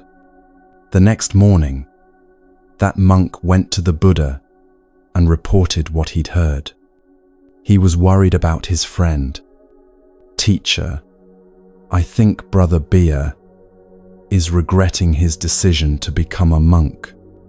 Last night during meditation, I heard him cry out, 'Oh, my happiness,' twice, with great emotion. I think he's remembering his old life, his wealth and power and comfort, and missing it, wishing he hadn't given it all up." The Buddha smiled knowingly and sent for Bia. When Bia arrived, the Buddha asked him gently, with no judgment in his voice, "Is it true that last night during meditation, you exclaimed, 'Oh, my happiness,' 2 times?" "Yes, noble teacher," Bia said, meeting the Buddha's eyes without shame or embarrassment. "I did." "Can you explain to us why you said this?" the Buddha asked. "Some of your brothers are concerned that you regret your decision to join us, that you're longing for your former life." Bia's face lit up with a smile, with genuine radiance. "Noble teacher, when I was a governor, my palace was guarded by hundreds of soldiers, day and night, in shifts that never ended. But even with all those guards, with all those armed men protecting me, I never felt safe, not for a single moment. I was constantly afraid that someone would break in while I slept, that rivals would assassinate me, that robbers would come for my wealth, that enemies would poison my food or ambush me in the hallway. I couldn't sleep peacefully, couldn't relax, couldn't let my guard down ever. I was always on edge, always vigilant, always afraid of losing what I had worked so hard to gain.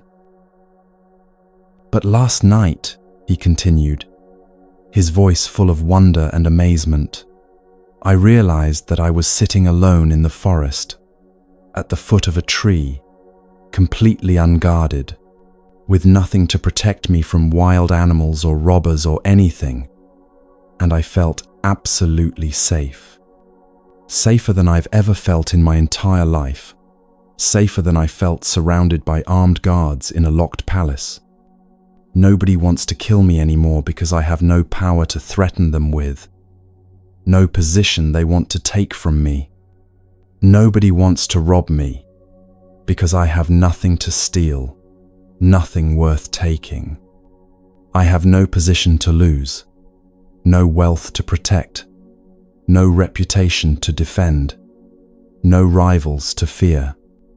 For the first time in my life, I am truly free, truly safe, truly at peace. That's why I cried out, 'Oh, my happiness! Oh, my happiness!' If I disturbed anyone with my exclamation, I sincerely apologize.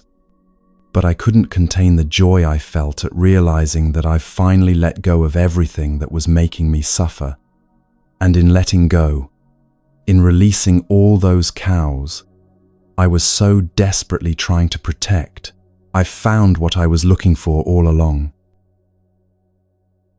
This story touches something profound about the nature of security and happiness. We think we need to accumulate things to be safe: money, possessions, status, power, insurance policies, backup plans, Safety nets upon safety nets. We think that the more we have, the more protected we'll be, the more secure we'll feel, the less vulnerable to life's uncertainties.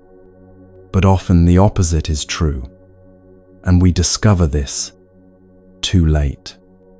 The more we have, the more we have to protect, the more we have to worry about, the more we have to fear losing, the more energy we spend on maintaining and defending rather than living and enjoying. True security doesn't come from having a lot. It comes from needing very little, from being content with what is. True freedom doesn't come from being able to afford anything you want or go anywhere you want. It comes from discovering that you already have everything you need to be happy right now, in this moment, just as you are, just with this breath and this heartbeat. This doesn't mean you have to give away all your possessions and go live in a forest like an ancient monk. That's not the point of Beer's story, not the teaching being offered here. The point is about recognizing what you're holding on to out of fear, what you think you need, but that's actually weighing you down, what you're protecting that's actually imprisoning you, trapping you in worry and vigilance. What if the thing you think is keeping you safe is actually keeping you trapped? What if the cow you're desperately chasing or fiercely protecting is exactly what's preventing you from experiencing real peace, real freedom, real joy? The invitation isn't to let go of everything at once or to make dramatic changes before you're ready, or to abandon all responsibility. The invitation is much quieter, much gentler, much more personal than that. It's simply this: what would you let go of if you could? Not what should you let go of according to some spiritual ideal or someone else's idea of what's important or what you read in a book. But what would you let go of if you listened to the deepest wisdom in your own heart, if you trusted your own knowing? What are you carrying that you're tired of carrying? What are you holding on to that you're ready to release? That's ready to be released. Maybe it's just one small thing to start with. Maybe it's the need to check your phone first thing every morning before you even say good morning to yourself or the person sleeping next to you before you've even fully woken up. Maybe it's the habit of criticizing yourself every time you look in the mirror, that voice that immediately finds fault. Maybe it's the grudge you've been carrying against someone for 5 years, 10 years, half your life, that takes up space in your heart where love could live instead. Maybe it's the belief that you'll be happy when you lose 10 pounds, or get that promotion, or find the right relationship, or retire, or finally fix everything that's wrong. Letting go doesn't require force or violence against yourself. It requires awareness and willingness, seeing clearly and choosing consciously. When you see clearly that something is causing you to suffer, and you see that you have a choice about whether to keep holding it, the letting go can happen naturally, the way your hand naturally opens when you realize you're holding something hot that's burning you. There's a radical practice hidden in plain sight, something so simple you might overlook it entirely, might think it couldn't possibly matter. It's the practice of enjoying your breath, not controlling it, not trying to breathe better or deeper or more correctly or more spiritually, not using it to achieve some special state or prove you're good at meditation or earn enlightenment points. Just enjoying it taking genuine pleasure in it. Taking pleasure in the simple fact that you're breathing, that air is entering your body and leaving your body, that this most basic process is happening right now, without you having to manage it, or earn it, or deserve it, or work for it. When you breathe in, and you know you're breathing in, you can smile. Not a forced smile, not a fake smile plastered on to look spiritual, but the smile that comes naturally when you're present for something good, something miraculous that you'd forgotten to notice in your rush through life.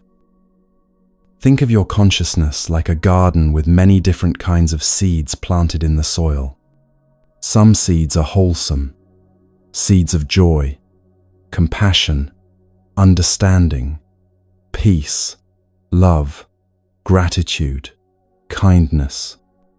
Some seeds are unwholesome, seeds of anger, fear, jealousy, craving, despair, resentment, bitterness. All the seeds are there in everyone, in every human being, waiting in the dark soil.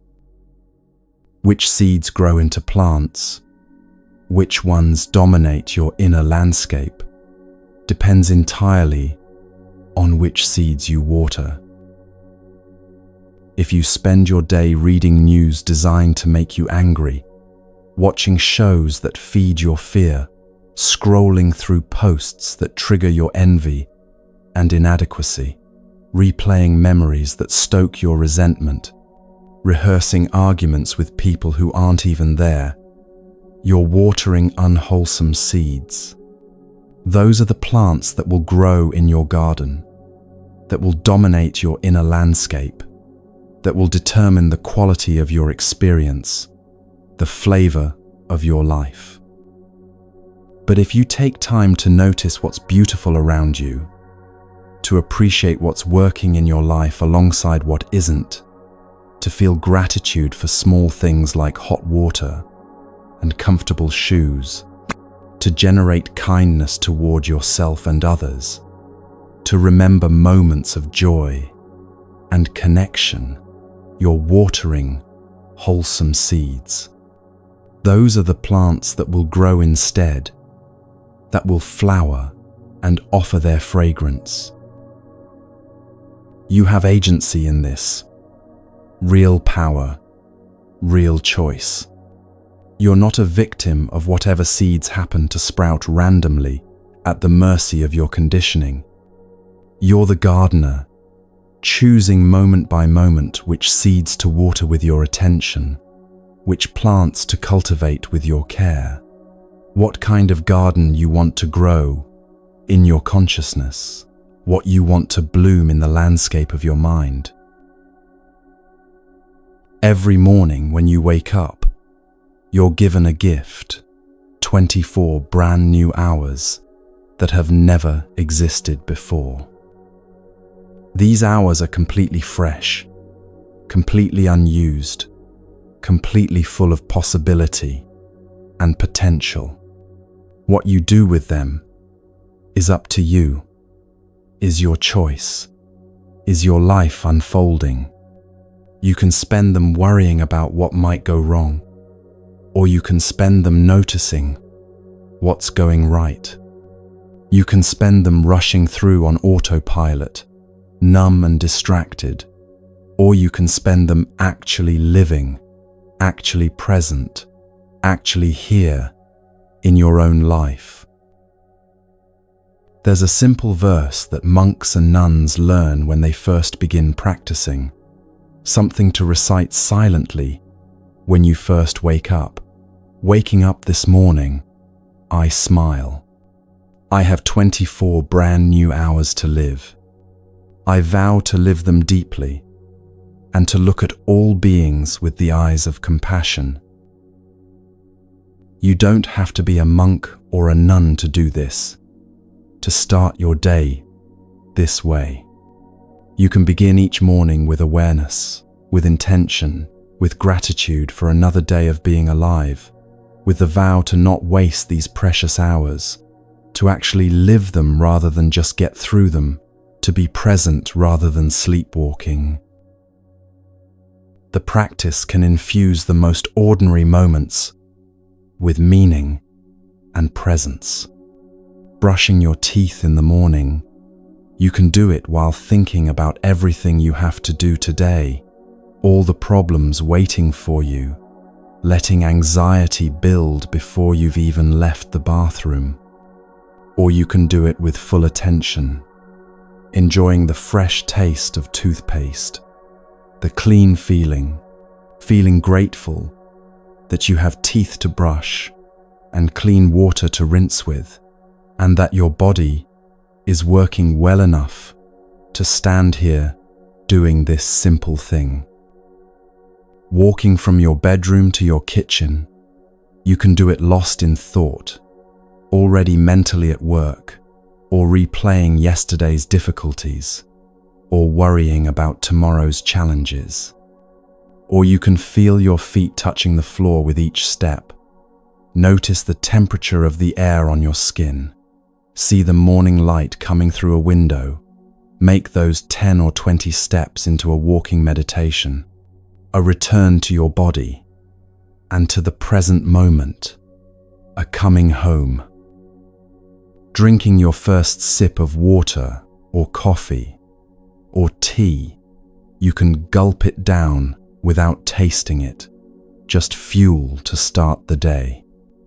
Or you can pause and really experience it, feeling the temperature on your lips, the texture in your mouth, the way it wakes up your senses, making it a small ceremony of gratitude rather than just another thing to consume mindlessly.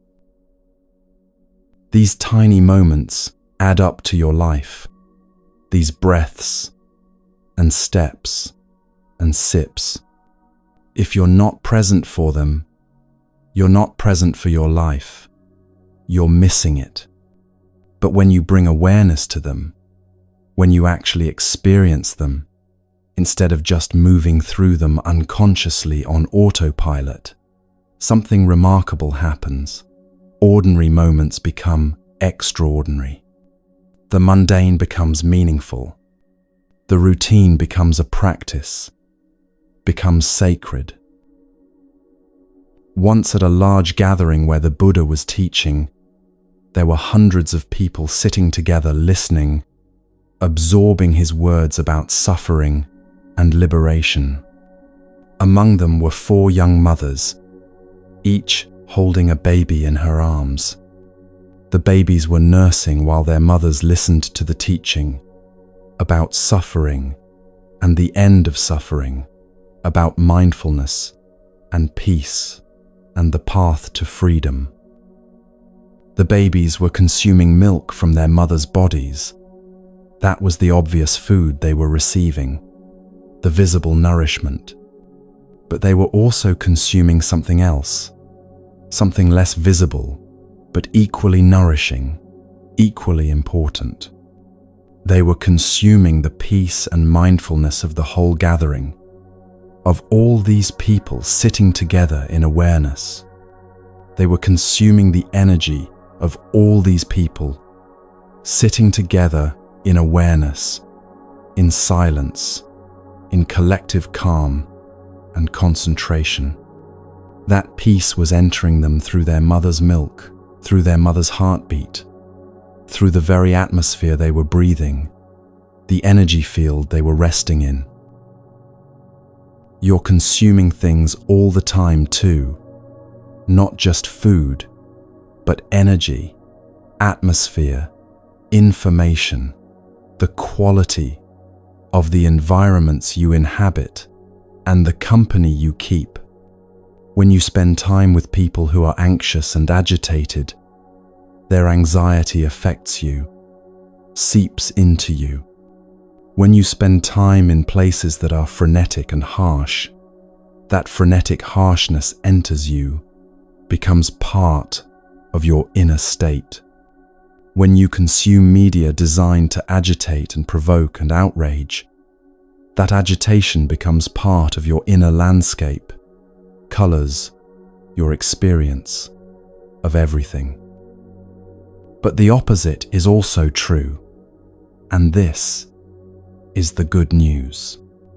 When you spend time in environments of peace, whether that's sitting quietly in nature, being with people who practice mindfulness and compassion, reading words that nourish wisdom and understanding, or simply sitting in your own home, breathing mindfully, you're consuming peace, and that peace becomes part of you, grows in you, strengthens in you.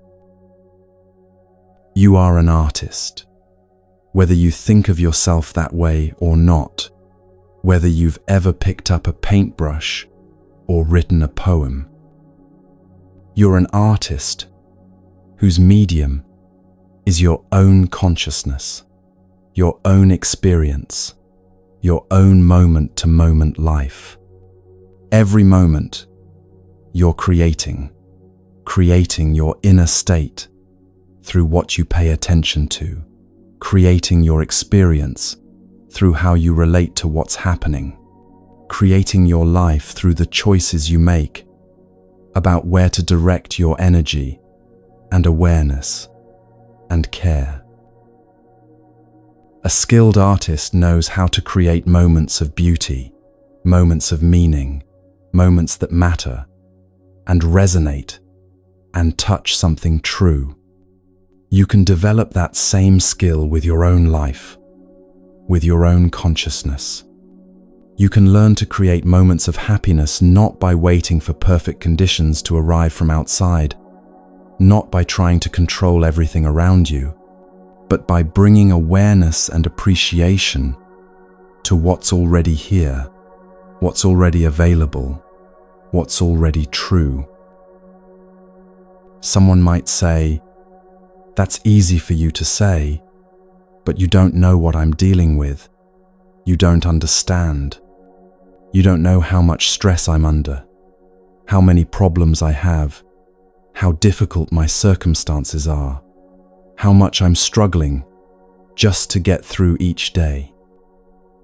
And that's true. I don't know your specific circumstances, your specific struggles, your specific pain.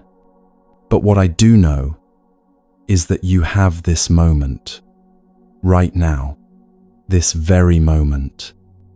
And in this moment, you're breathing. Air is moving in and out of your lungs. In this moment, you're alive. Your heart is beating. Consciousness is present. In this moment, there are conditions of happiness available. Maybe not all the conditions you wish you had. Maybe not the circumstances you'd choose if you could design your life perfectly, but some conditions, some possibilities for noticing what's good, even while acknowledging what's difficult. The practice isn't about denying your problems or pretending everything is wonderful when it's not, when you're clearly struggling. The practice is about not adding unnecessary suffering on top of the necessary difficulties, about not losing touch with what's still good while you navigate what's hard, about not letting your struggles consume 100% of your awareness when maybe they only need to occupy 70%, leaving 30% available for noticing that the sun is still shining, that your heart is still beating, that kindness still exists in the world, that not everything is broken. When you let go of the cows that are weighing you down, the unnecessary beliefs and attachments and worries that create suffering beyond what life naturally brings, you create space, you create openness, you create room. And in that space, joy can enter naturally, organically, without force. Not the joy that depends on everything being perfect, but the joy that comes from being fully alive, fully present, grateful for the gift of this moment, this breath, this one precious and irreplaceable life that you're living right now.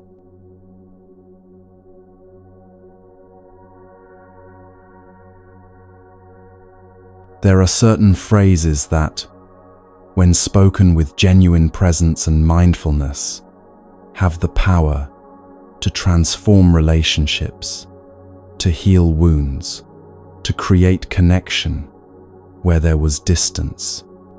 These aren't just words, they're like magic formulas, incantations that shift energy and open hearts. In the Buddhist tradition, we call them mantras. A mantra is a sacred phrase that, when recited with concentration and sincerity, produces a real effect in the world. The mantras we're going to explore aren't in Sanskrit or Pali. They're in plain language, simple words that anyone can say. But their simplicity doesn't diminish their power. When you speak them with true mindfulness, when you really mean them, they can change everything. The first mantra is, I am here for you. To love someone means, first of all, to be there for them. But being there isn't as simple as it sounds. You can be in the same room with someone and not be there at all. Your body present, but your mind somewhere else entirely, lost in your phone or your worries or your plans. This mantra requires that you first be present for yourself. You practice mindful breathing to bring your mind home to your body. You stop whatever else you're doing, whatever else is pulling at your attention. Then, when you're truly there, body and mind united, you can offer that presence to someone you love. Imagine a child comes home from school, upset about something that happened. They walk in the door, and you can see it on their face. Something is wrong. You could stay on your computer, half listening while typing an email, saying, "Aha," at intervals, without really hearing them. Or you could stop, turn toward them fully, look in their eyes, and say, and truly mean, "I am here for you." Those 5 words tell them, you matter to me more than this email, more than whatever I was just doing. I'm not just physically present, I'm giving you my full attention, my full heart. You're not alone with whatever you're feeling. The same applies to your partner, your friend, your parent.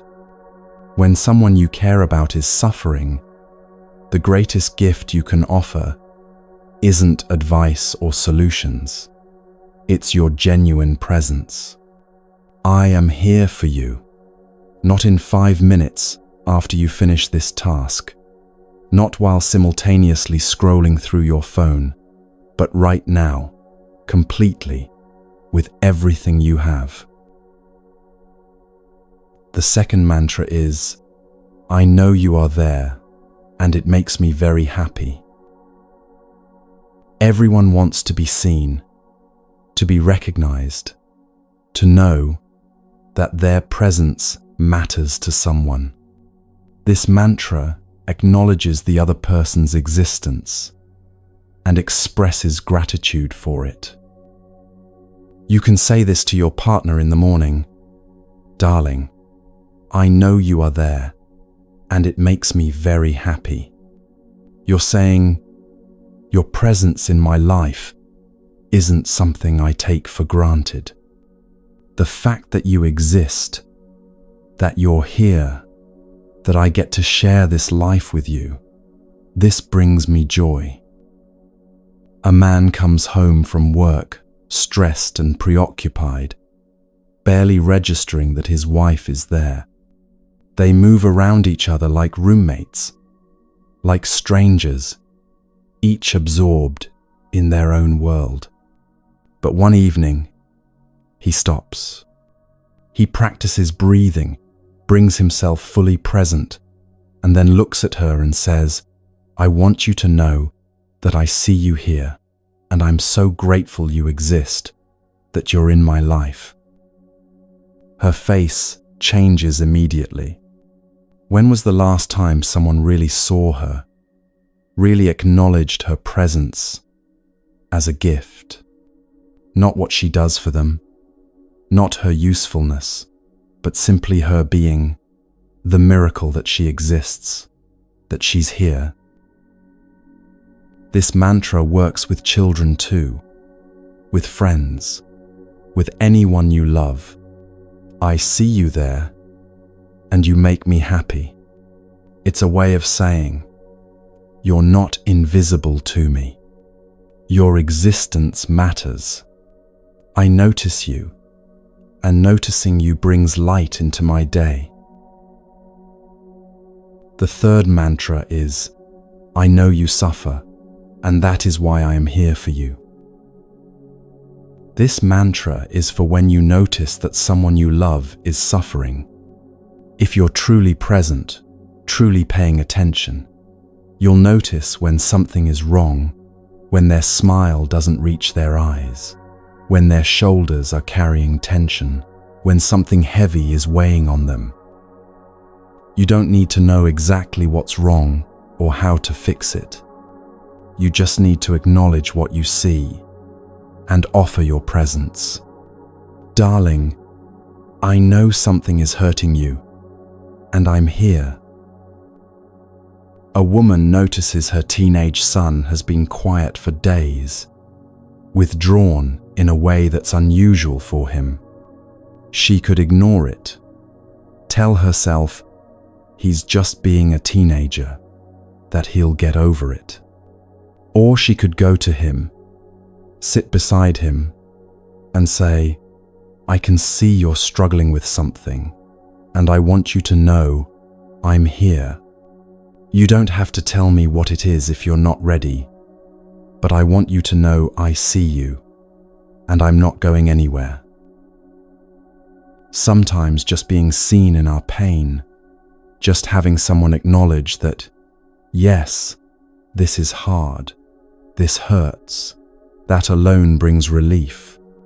We're suffering, and then our suffering is compounded by feeling invisible in it, by everyone pretending everything is fine, by having to hold up a facade that nothing is wrong. This mantra breaks through that isolation. It says, I see your pain. You don't have to hide it from me. Your suffering matters to me because you matter to me. The fourth mantra is the hardest and perhaps the most important. I suffer, please help. This one goes against everything we've been taught about being strong, about handling things on our own, about not being a burden. Pride makes this mantra almost impossible to say. We want to appear like we have it all together, like we don't need anyone, like we're fine, always fine. But this mantra recognizes a simple truth. We need each other. Love isn't about never needing help. It's about being able to ask for it, about trusting someone enough to show them your vulnerability. When you're suffering and you believe someone you love has caused that suffering, your impulse might be to punish them. You want to show them you don't need them, that you're perfectly fine without them. You lock yourself in your room. You give them the silent treatment. You build walls. But the fourth mantra asks you to do the opposite. It asks you to go to them and say, I'm hurting, and I need your help. The full version is even more powerful. Darling, I suffer. I don't understand why you said that thing to me. I don't understand why you did what you did. It hurt me, and I need you to help me understand. Please explain so that I can suffer less. This mantra has 3 parts. First, you acknowledge your suffering honestly. No pretending, no tough exterior. Second, you let them know you're practicing with it. I'm doing my best to understand, to breathe with this pain, to not react blindly. Third, you ask for their help. Please, help me understand what happened. Here's a practical suggestion.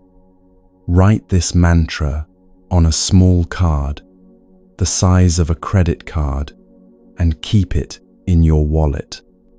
The next time you're suffering and tempted to withdraw, to punish with silence, to build walls, take out that card and read it. You have 24 hours to use this mantra before pride hardens into something more difficult to break.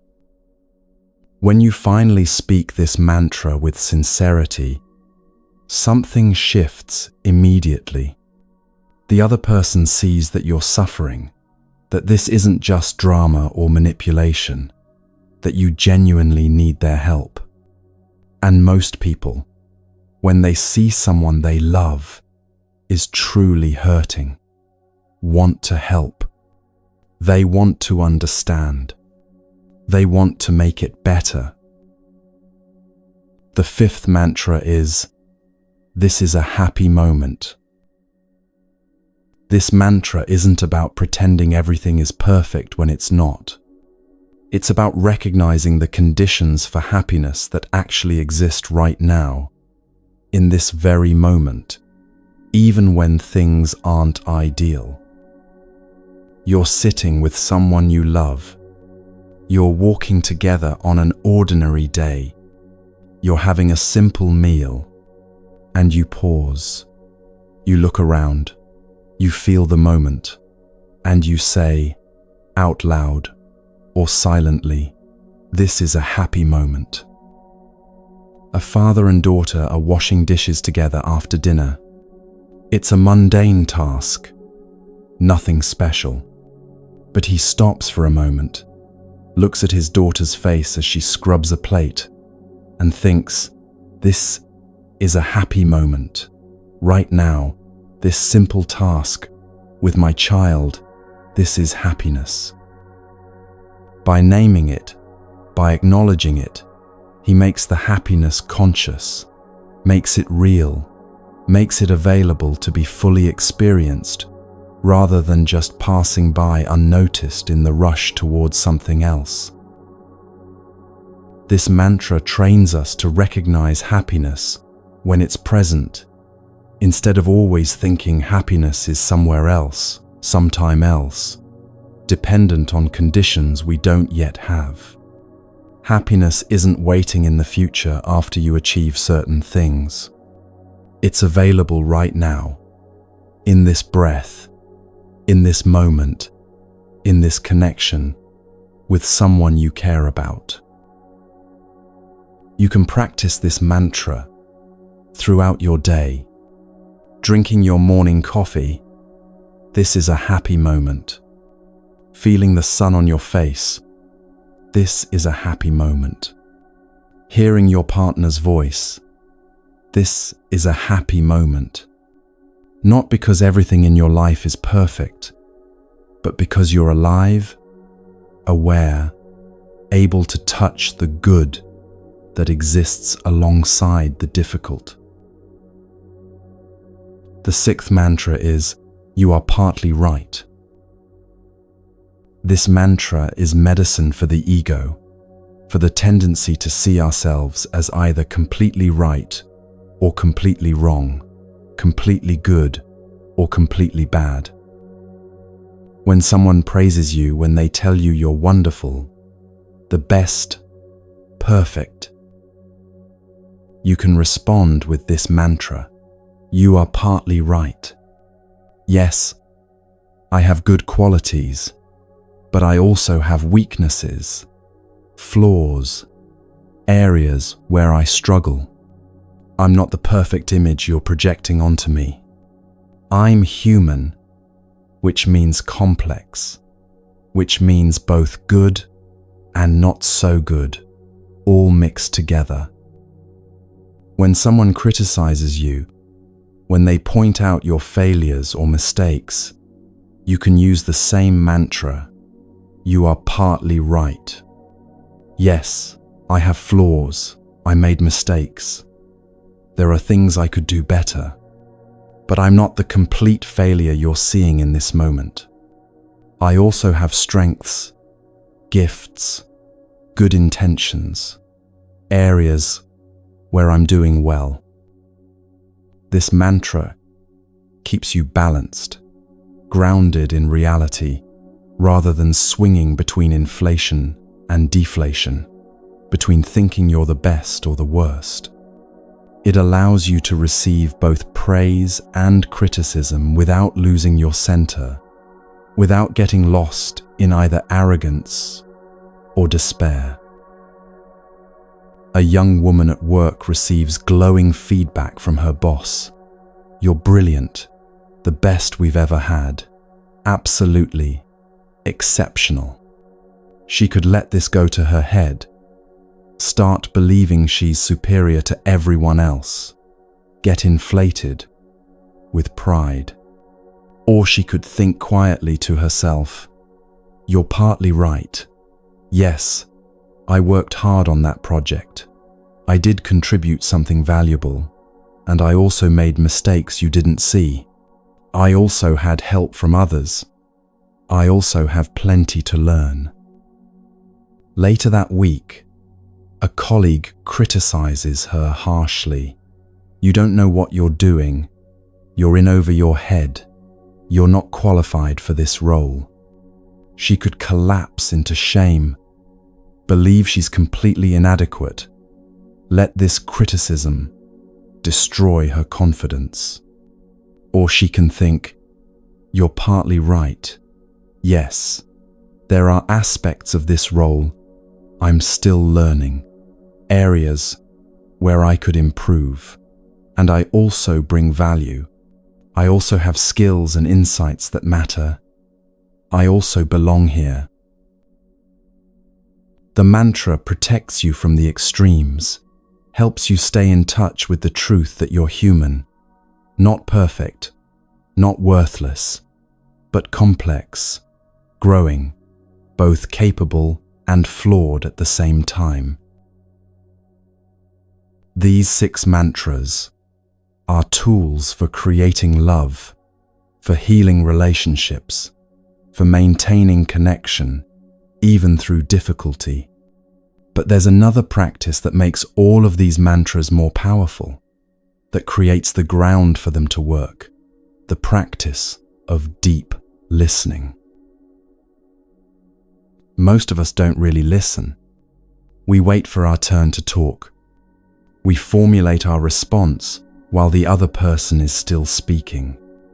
We interrupt to correct, to defend, to explain why they're wrong or why we're right. We listen to judge, to argue, to fix, to give advice, but we don't listen to truly understand, to give relief, to offer the healing that comes simply from being heard. Deep listening, compassionate listening, is a practice. It's not something that comes naturally, especially when someone is saying things that are difficult to hear, things that touch our own pain or trigger our defensiveness. When you practice deep listening, you have only one purpose: to give the other person the opportunity to speak and to suffer less. You're not listening to gather evidence for your counterargument. You're not listening to find the flaws in their logic. You're listening so that they can empty out their suffering, express what's been trapped inside them, feel the relief of being heard. This requires tremendous concentration and self-control.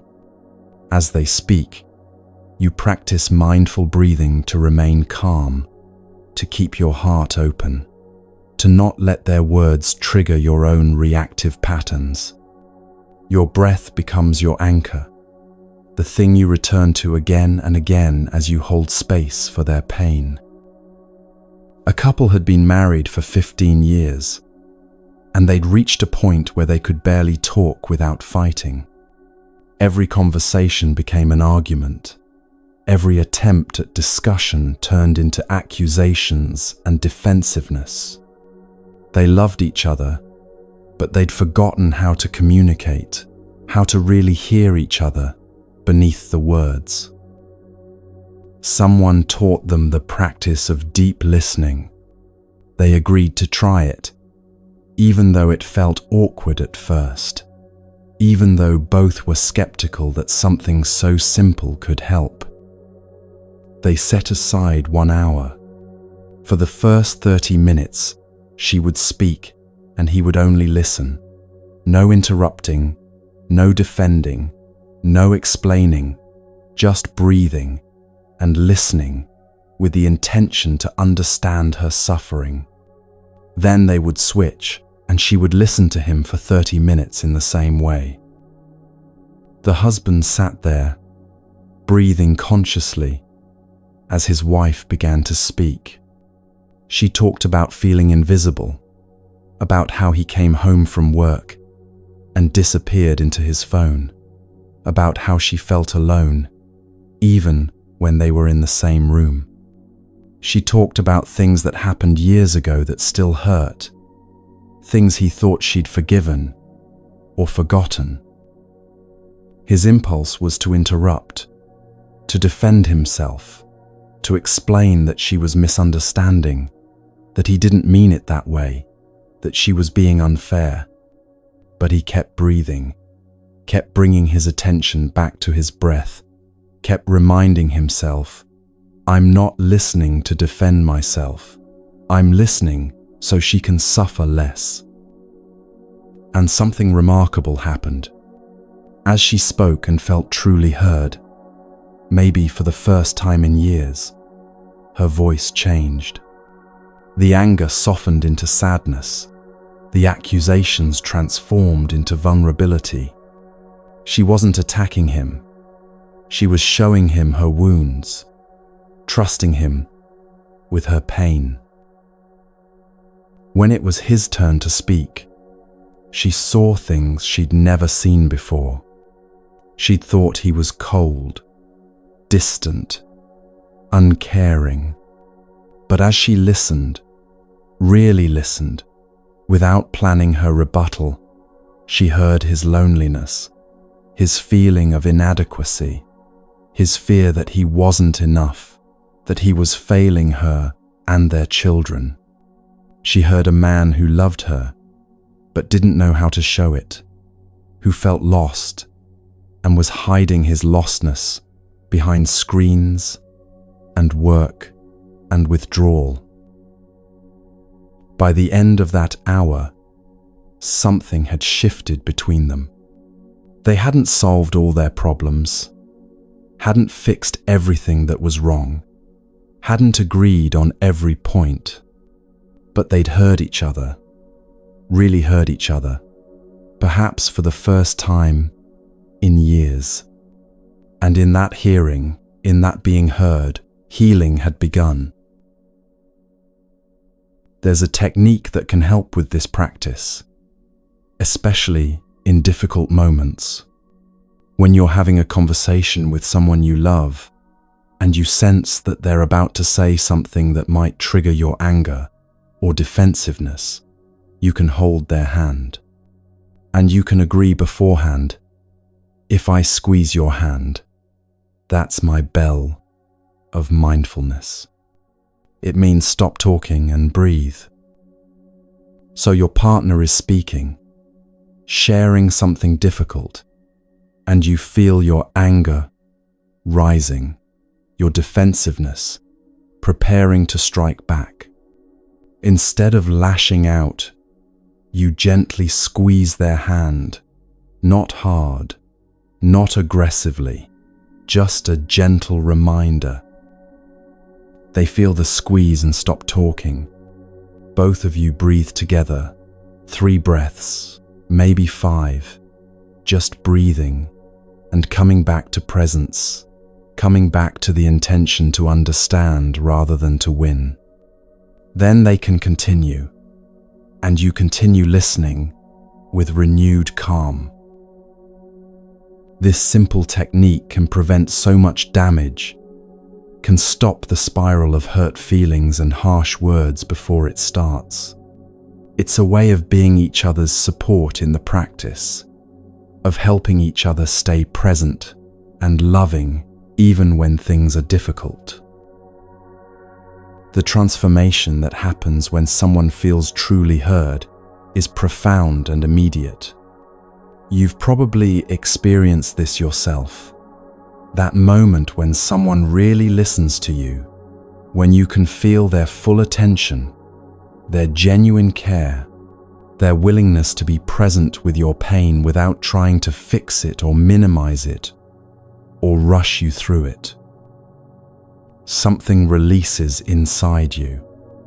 The tightness in your chest loosens. The desperate need to make them understand subsides because you feel understood. The anger that was covering hurt transforms into vulnerability, into truth, into connection. This is medicine, not metaphorical medicine, but actual healing that happens in your body, your heart, your relationship. When you're heard, you suffer less. When you listen deeply, you give relief. This is love in action, love that heals. You can start tonight. You don't need special training or years of practice or perfect conditions. You just need the willingness to try, to practice, to offer your presence to someone you care about. Maybe tonight you go to someone in your household and say, "I am here for you," or "I know you are there, and it makes me happy," or simply, "Is there something you'd like to tell me? I'm ready to listen." And then you listen, really listen, breathing consciously, keeping your heart open, not interrupting or defending or explaining, just receiving what they offer, holding space for their truth, giving them the gift of your full attention. This is how relationships heal. This is how love grows deeper. This is how we move from isolation to connection, from misunderstanding to seeing each other clearly, from suffering separately to holding each other's pain with tenderness and care. The 6 mantras and the practice of deep listening aren't just techniques or strategies. They're expressions of mindfulness in action, ways of bringing presence and compassion into your most important relationships, ways of creating the conditions for love to not just survive, but flourish, even through difficulty. When you practice these things, when you really commit to being present for the people you love, something beautiful unfolds. You discover that love isn't just a feeling that comes and goes randomly, dependent on circumstances and moods. Love is a practice, something you cultivate through attention and care, something you create moment by moment through the choices you make about how to be with each other. And in that practice, in that cultivation, you find that love becomes the healing force it was always meant to be, not perfect, not easy, but real, deep, transformative, capable of holding everything, capable of healing everything, when tended with patience and presence and genuine care.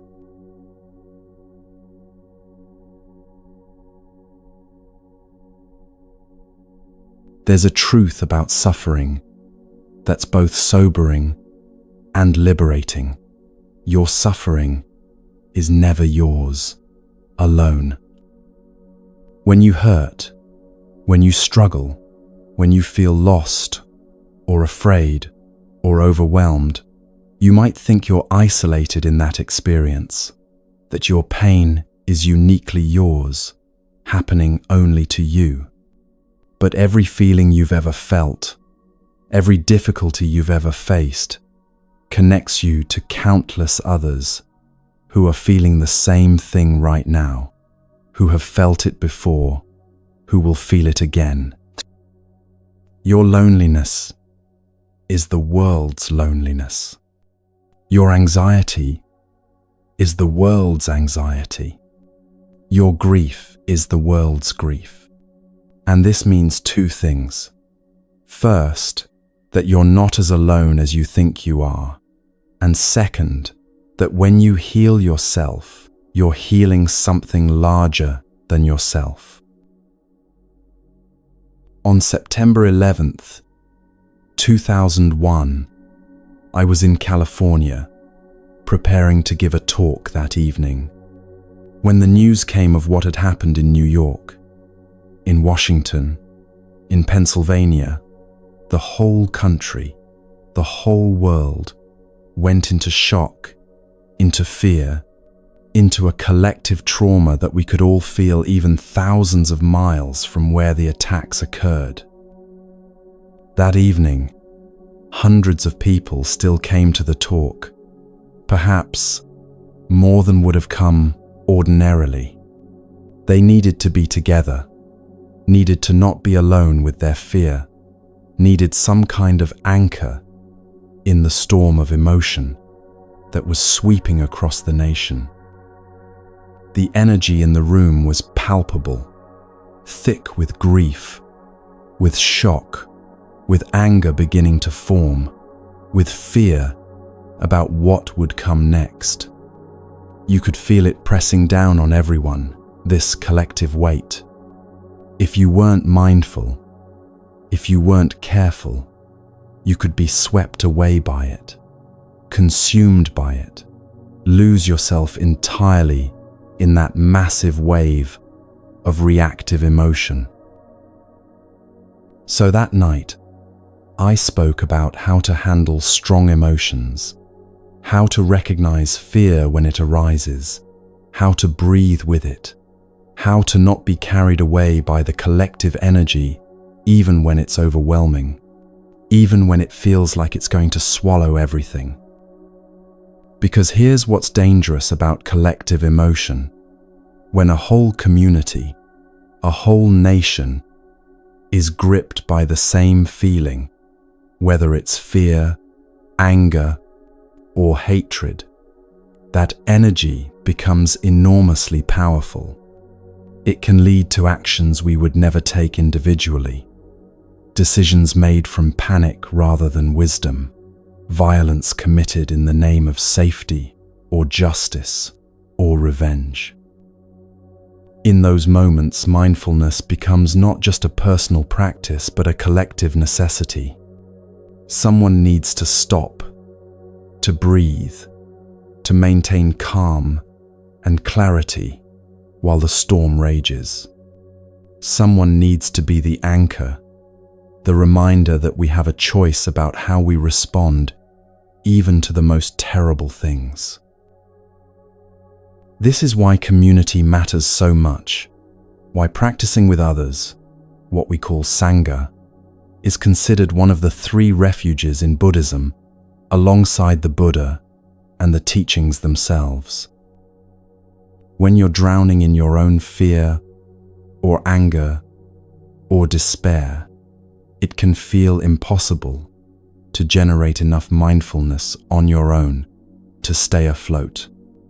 But when you're part of a community that practices together, you can borrow their mindfulness, draw on their collective energy, let their calm support you until you can find your own ground again. Imagine walking into a room where 20 people are sitting in meditation, breathing peacefully, cultivating calm and presence. Even if you arrive agitated, anxious, your mind racing, just being in that space, breathing that air, feeling that collective energy begins to affect you. You don't have to do it alone. You can lean on the Sangh's practice until your own practice strengthens. This works in both directions. When you practice mindfulness, when you cultivate peace in yourself, you're not just helping yourself, you're contributing to the collective energy, creating a field of calm that others can draw from, offering your stability to support those who are struggling. But what if you don't have a Sangha? What if you're surrounded by people who don't practice mindfulness, who might even be actively creating suffering, a toxic workplace, a difficult family situation, an environment where stress and reactivity are the norm? Even then, you can create a refuge. It might be small at first, maybe just one corner of your desk where you keep something that reminds you to breathe, to be present. A smooth stone, a small plant, a picture that brings you peace. When the environment around you becomes overwhelming, you can return to that corner, take 3 conscious breaths, remember who you are beneath the stress. Or it might be a practice you do alone in your car before going into work.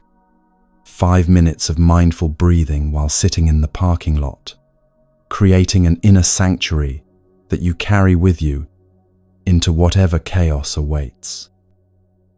One woman worked in a high-pressure corporate environment where everyone was constantly stressed, where the culture encouraged overwork and competition, where taking a real lunch break or leaving at a reasonable hour was seen as weakness. She felt herself being pulled into that energy, felt it affecting her health, her relationships, her peace of mind. She couldn't change the whole company culture, couldn't make everyone around her suddenly start practicing mindfulness, but she could create her own small refuge. She started taking walking meditation breaks, just 10 minutes here and there, walking slowly and mindfully in a little park near her office, practicing, "I have arrived, I am home," with each step. People thought she was strange at first, wondered why she was walking so slowly, why she wasn't on her phone or rushing somewhere.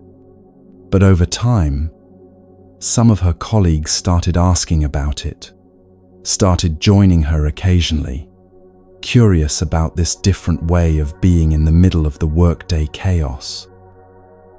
She had created a small Sangha without even trying, just by maintaining her own practice, by refusing to be completely consumed by the toxic energy around her, by being a reminder that there's another way to live even in difficult circumstances.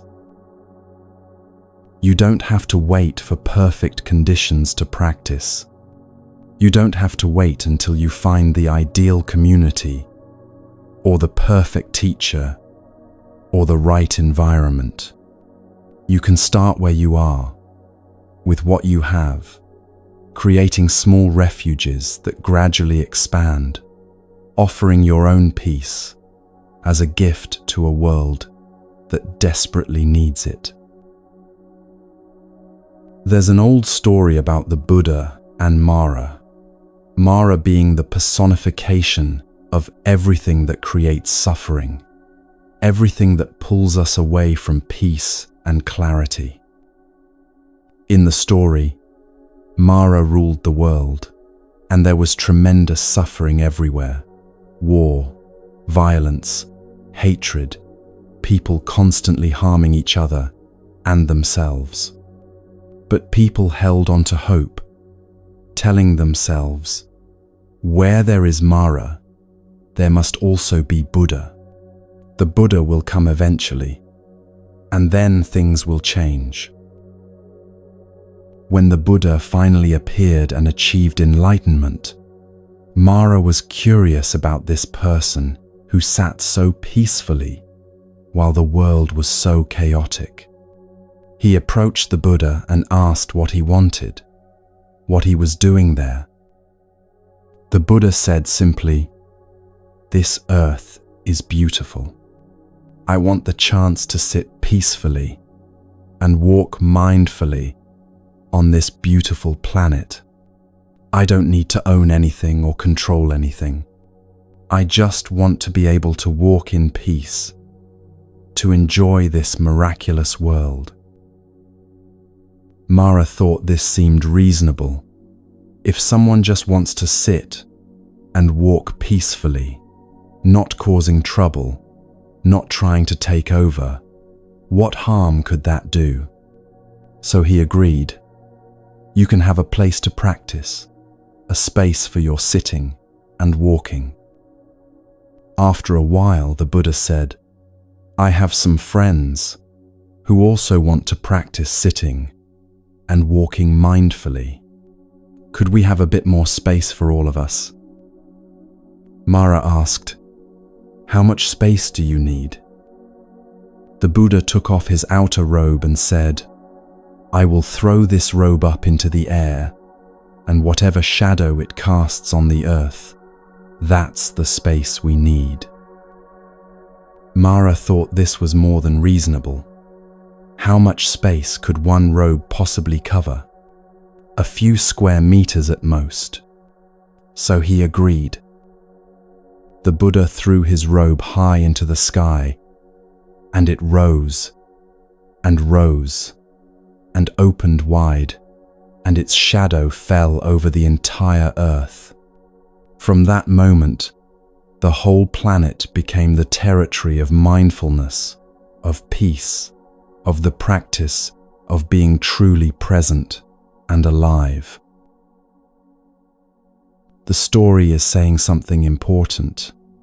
This earth belongs to everyone who practices mindfulness and compassion, everyone who walks peacefully, everyone who cultivates understanding and love.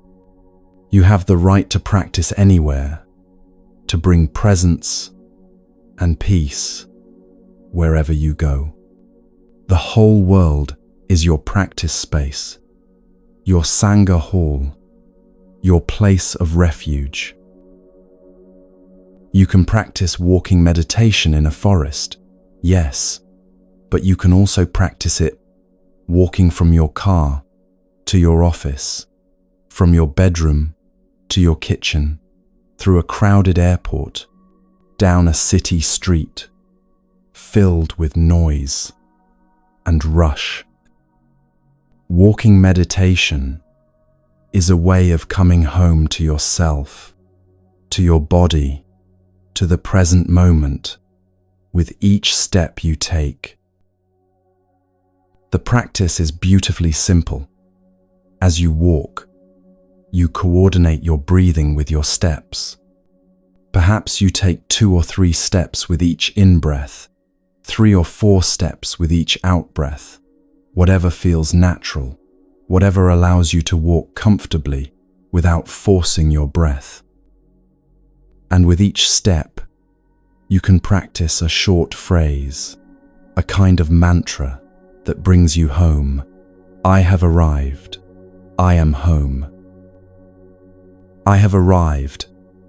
You're not trying to get anywhere anymore, not rushing towards some future moment.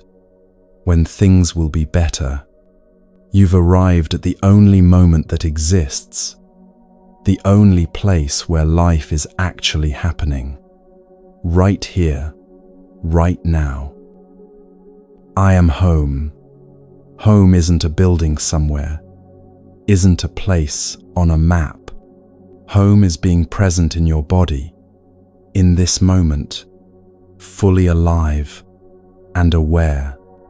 When you breathe mindfully and walk with awareness, you're home no matter where you are geographically.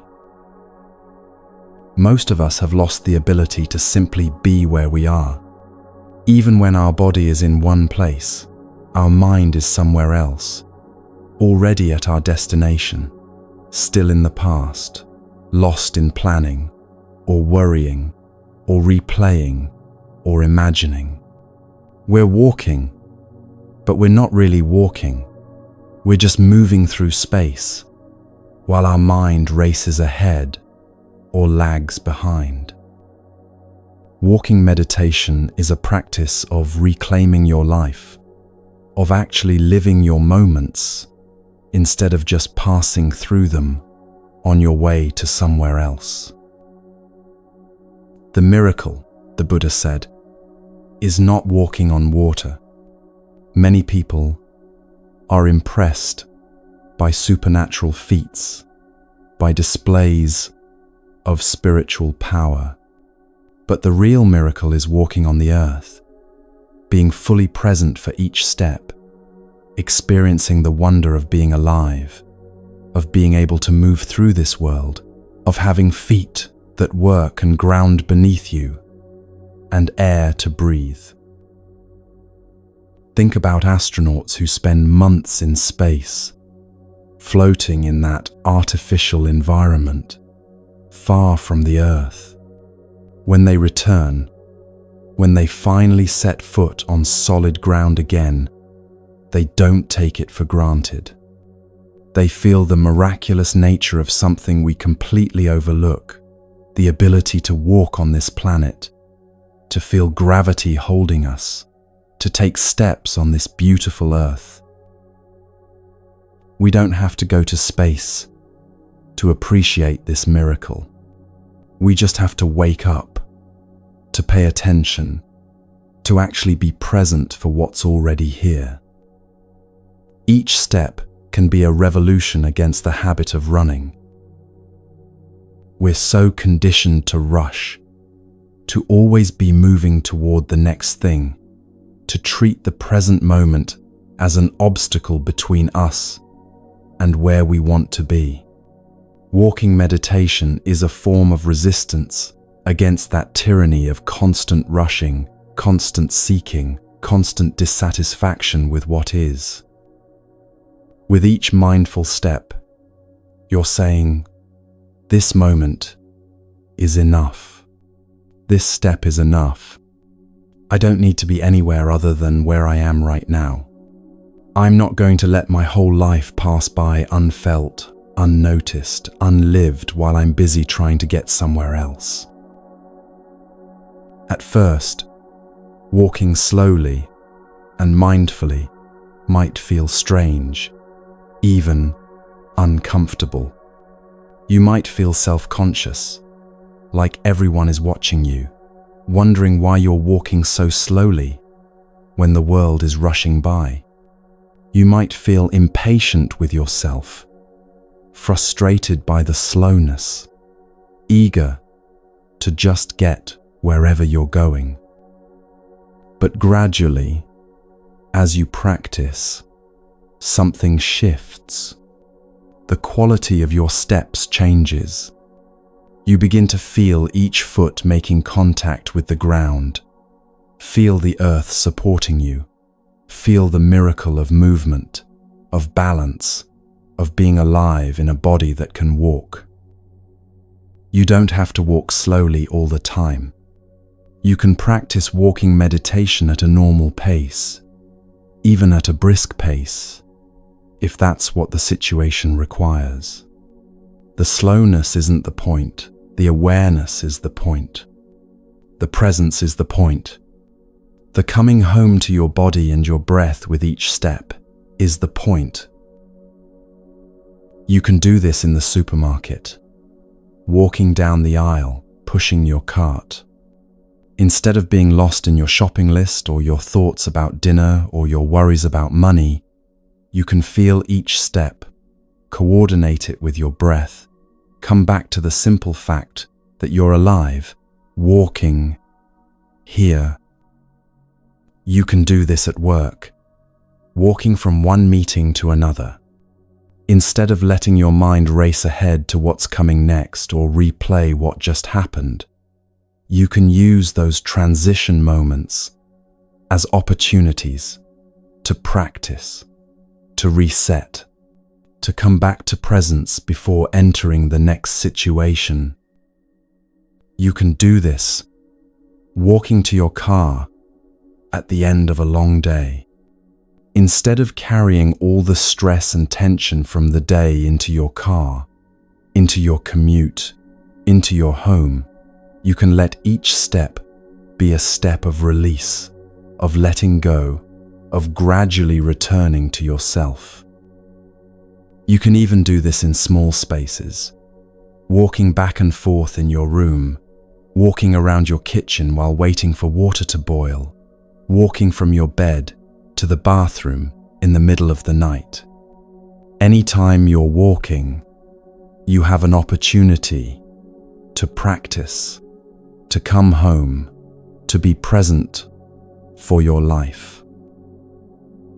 A man who worked in a busy hospital, surrounded all day by stress and crisis and suffering, started practicing walking meditation in the hallways between patient rooms. Just a few steps taken mindfully, just a few breaths coordinated with his movement, just a moment of arriving in his body before walking into the next difficult situation. His colleagues noticed something different about him. He seemed calmer, more grounded, less frazzled by the constant demands. Some of them asked what he was doing, and he taught them the practice. Soon there were several staff members taking walking meditation breaks, using the space between tasks as opportunities for practice, rather than just rushing mindlessly from one thing to the next.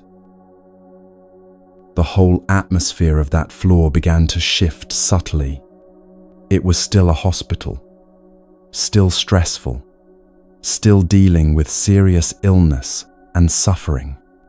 But there were these pockets of peace, these moments of mindfulness, these people who were choosing to walk their steps differently, to be present for their lives, even in the middle of chaos. This is how change happens, not through grand gestures or perfect conditions, but through small practices done consistently, through individuals choosing to walk peacefully on this earth, even when the world around them is rushing and suffering and forgetting. When you practice like this, when you walk mindfully, even for just a few steps a day, you're doing it not just for yourself, but for everyone. You're proving that it's possible to slow down, to be present, to find peace in the midst of activity. You're creating a small field of mindfulness that others can feel and maybe, eventually, enter. You are not alone in this practice, even when you practice alone. You're connected to everyone else who has ever practiced mindful walking, everyone who has ever chosen presence over rushing, everyone who has ever said, "I have arrived, I am home," and actually meant it. You're connected to the Buddha himself, who walked mindfully 26 centuries ago on dirt paths in India, whose footsteps are still reverberating through time, still showing us how to walk peacefully on this earth. You're connected to people practicing right now in monasteries, in prisons, in hospitals, in their homes, on city streets, in quiet forests. All over this planet, people are taking mindful steps, coming home to themselves, choosing to actually live their moments instead of just passing through them. And you're contributing to the collective consciousness of humanity, adding your small offering of peace and presence to the whole, making it easier for the next person to stop running, to arrive, to come home. The Buddha's robe covers the whole earth, remember? Wherever you are is practice space. Wherever you walk is holy ground. This moment, this step, this breath, this is it. This is your life, happening right now. And you have everything you need to be present for it, to arrive fully, to come home. You are not alone in your suffering, and you are not alone in your practice. We heal together, step by step, breath by breath, moment by moment, supporting each other in the great work of waking up, of being truly alive, of walking peacefully on this beautiful earth that holds us all.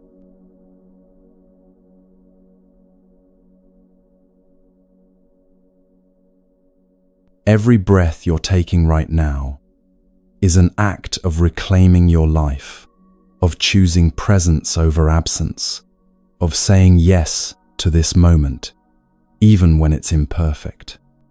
With each conscious breath, you're taking back territory from worry, from regret, from the endless running that has stolen so much of your precious time on this earth. Remember the lotus in the mud. That's what's happening in you right now. Has been happening as you've listened, as you've practiced, even in small ways. The suffering you've carried, your own, and what you've inherited, that's the mud. And the insight blooming in you, the compassion growing, the moments of peace you're finding, that's the flower. They're not separate, not enemies. One makes the other possible. You already have everything you need. Not everything you want, perhaps. Not all the conditions you wish were different. But everything required for this moment of peace, for this breath of freedom, for this step toward home, it's already here, already yours, already available if you simply stop and notice. These practices we've explored aren't work you have to do to earn happiness someday. They're ways of returning home to yourself, of remembering what you've always known but forgotten, that life is here, now, in this breath, in this heartbeat, in this one irreplaceable moment.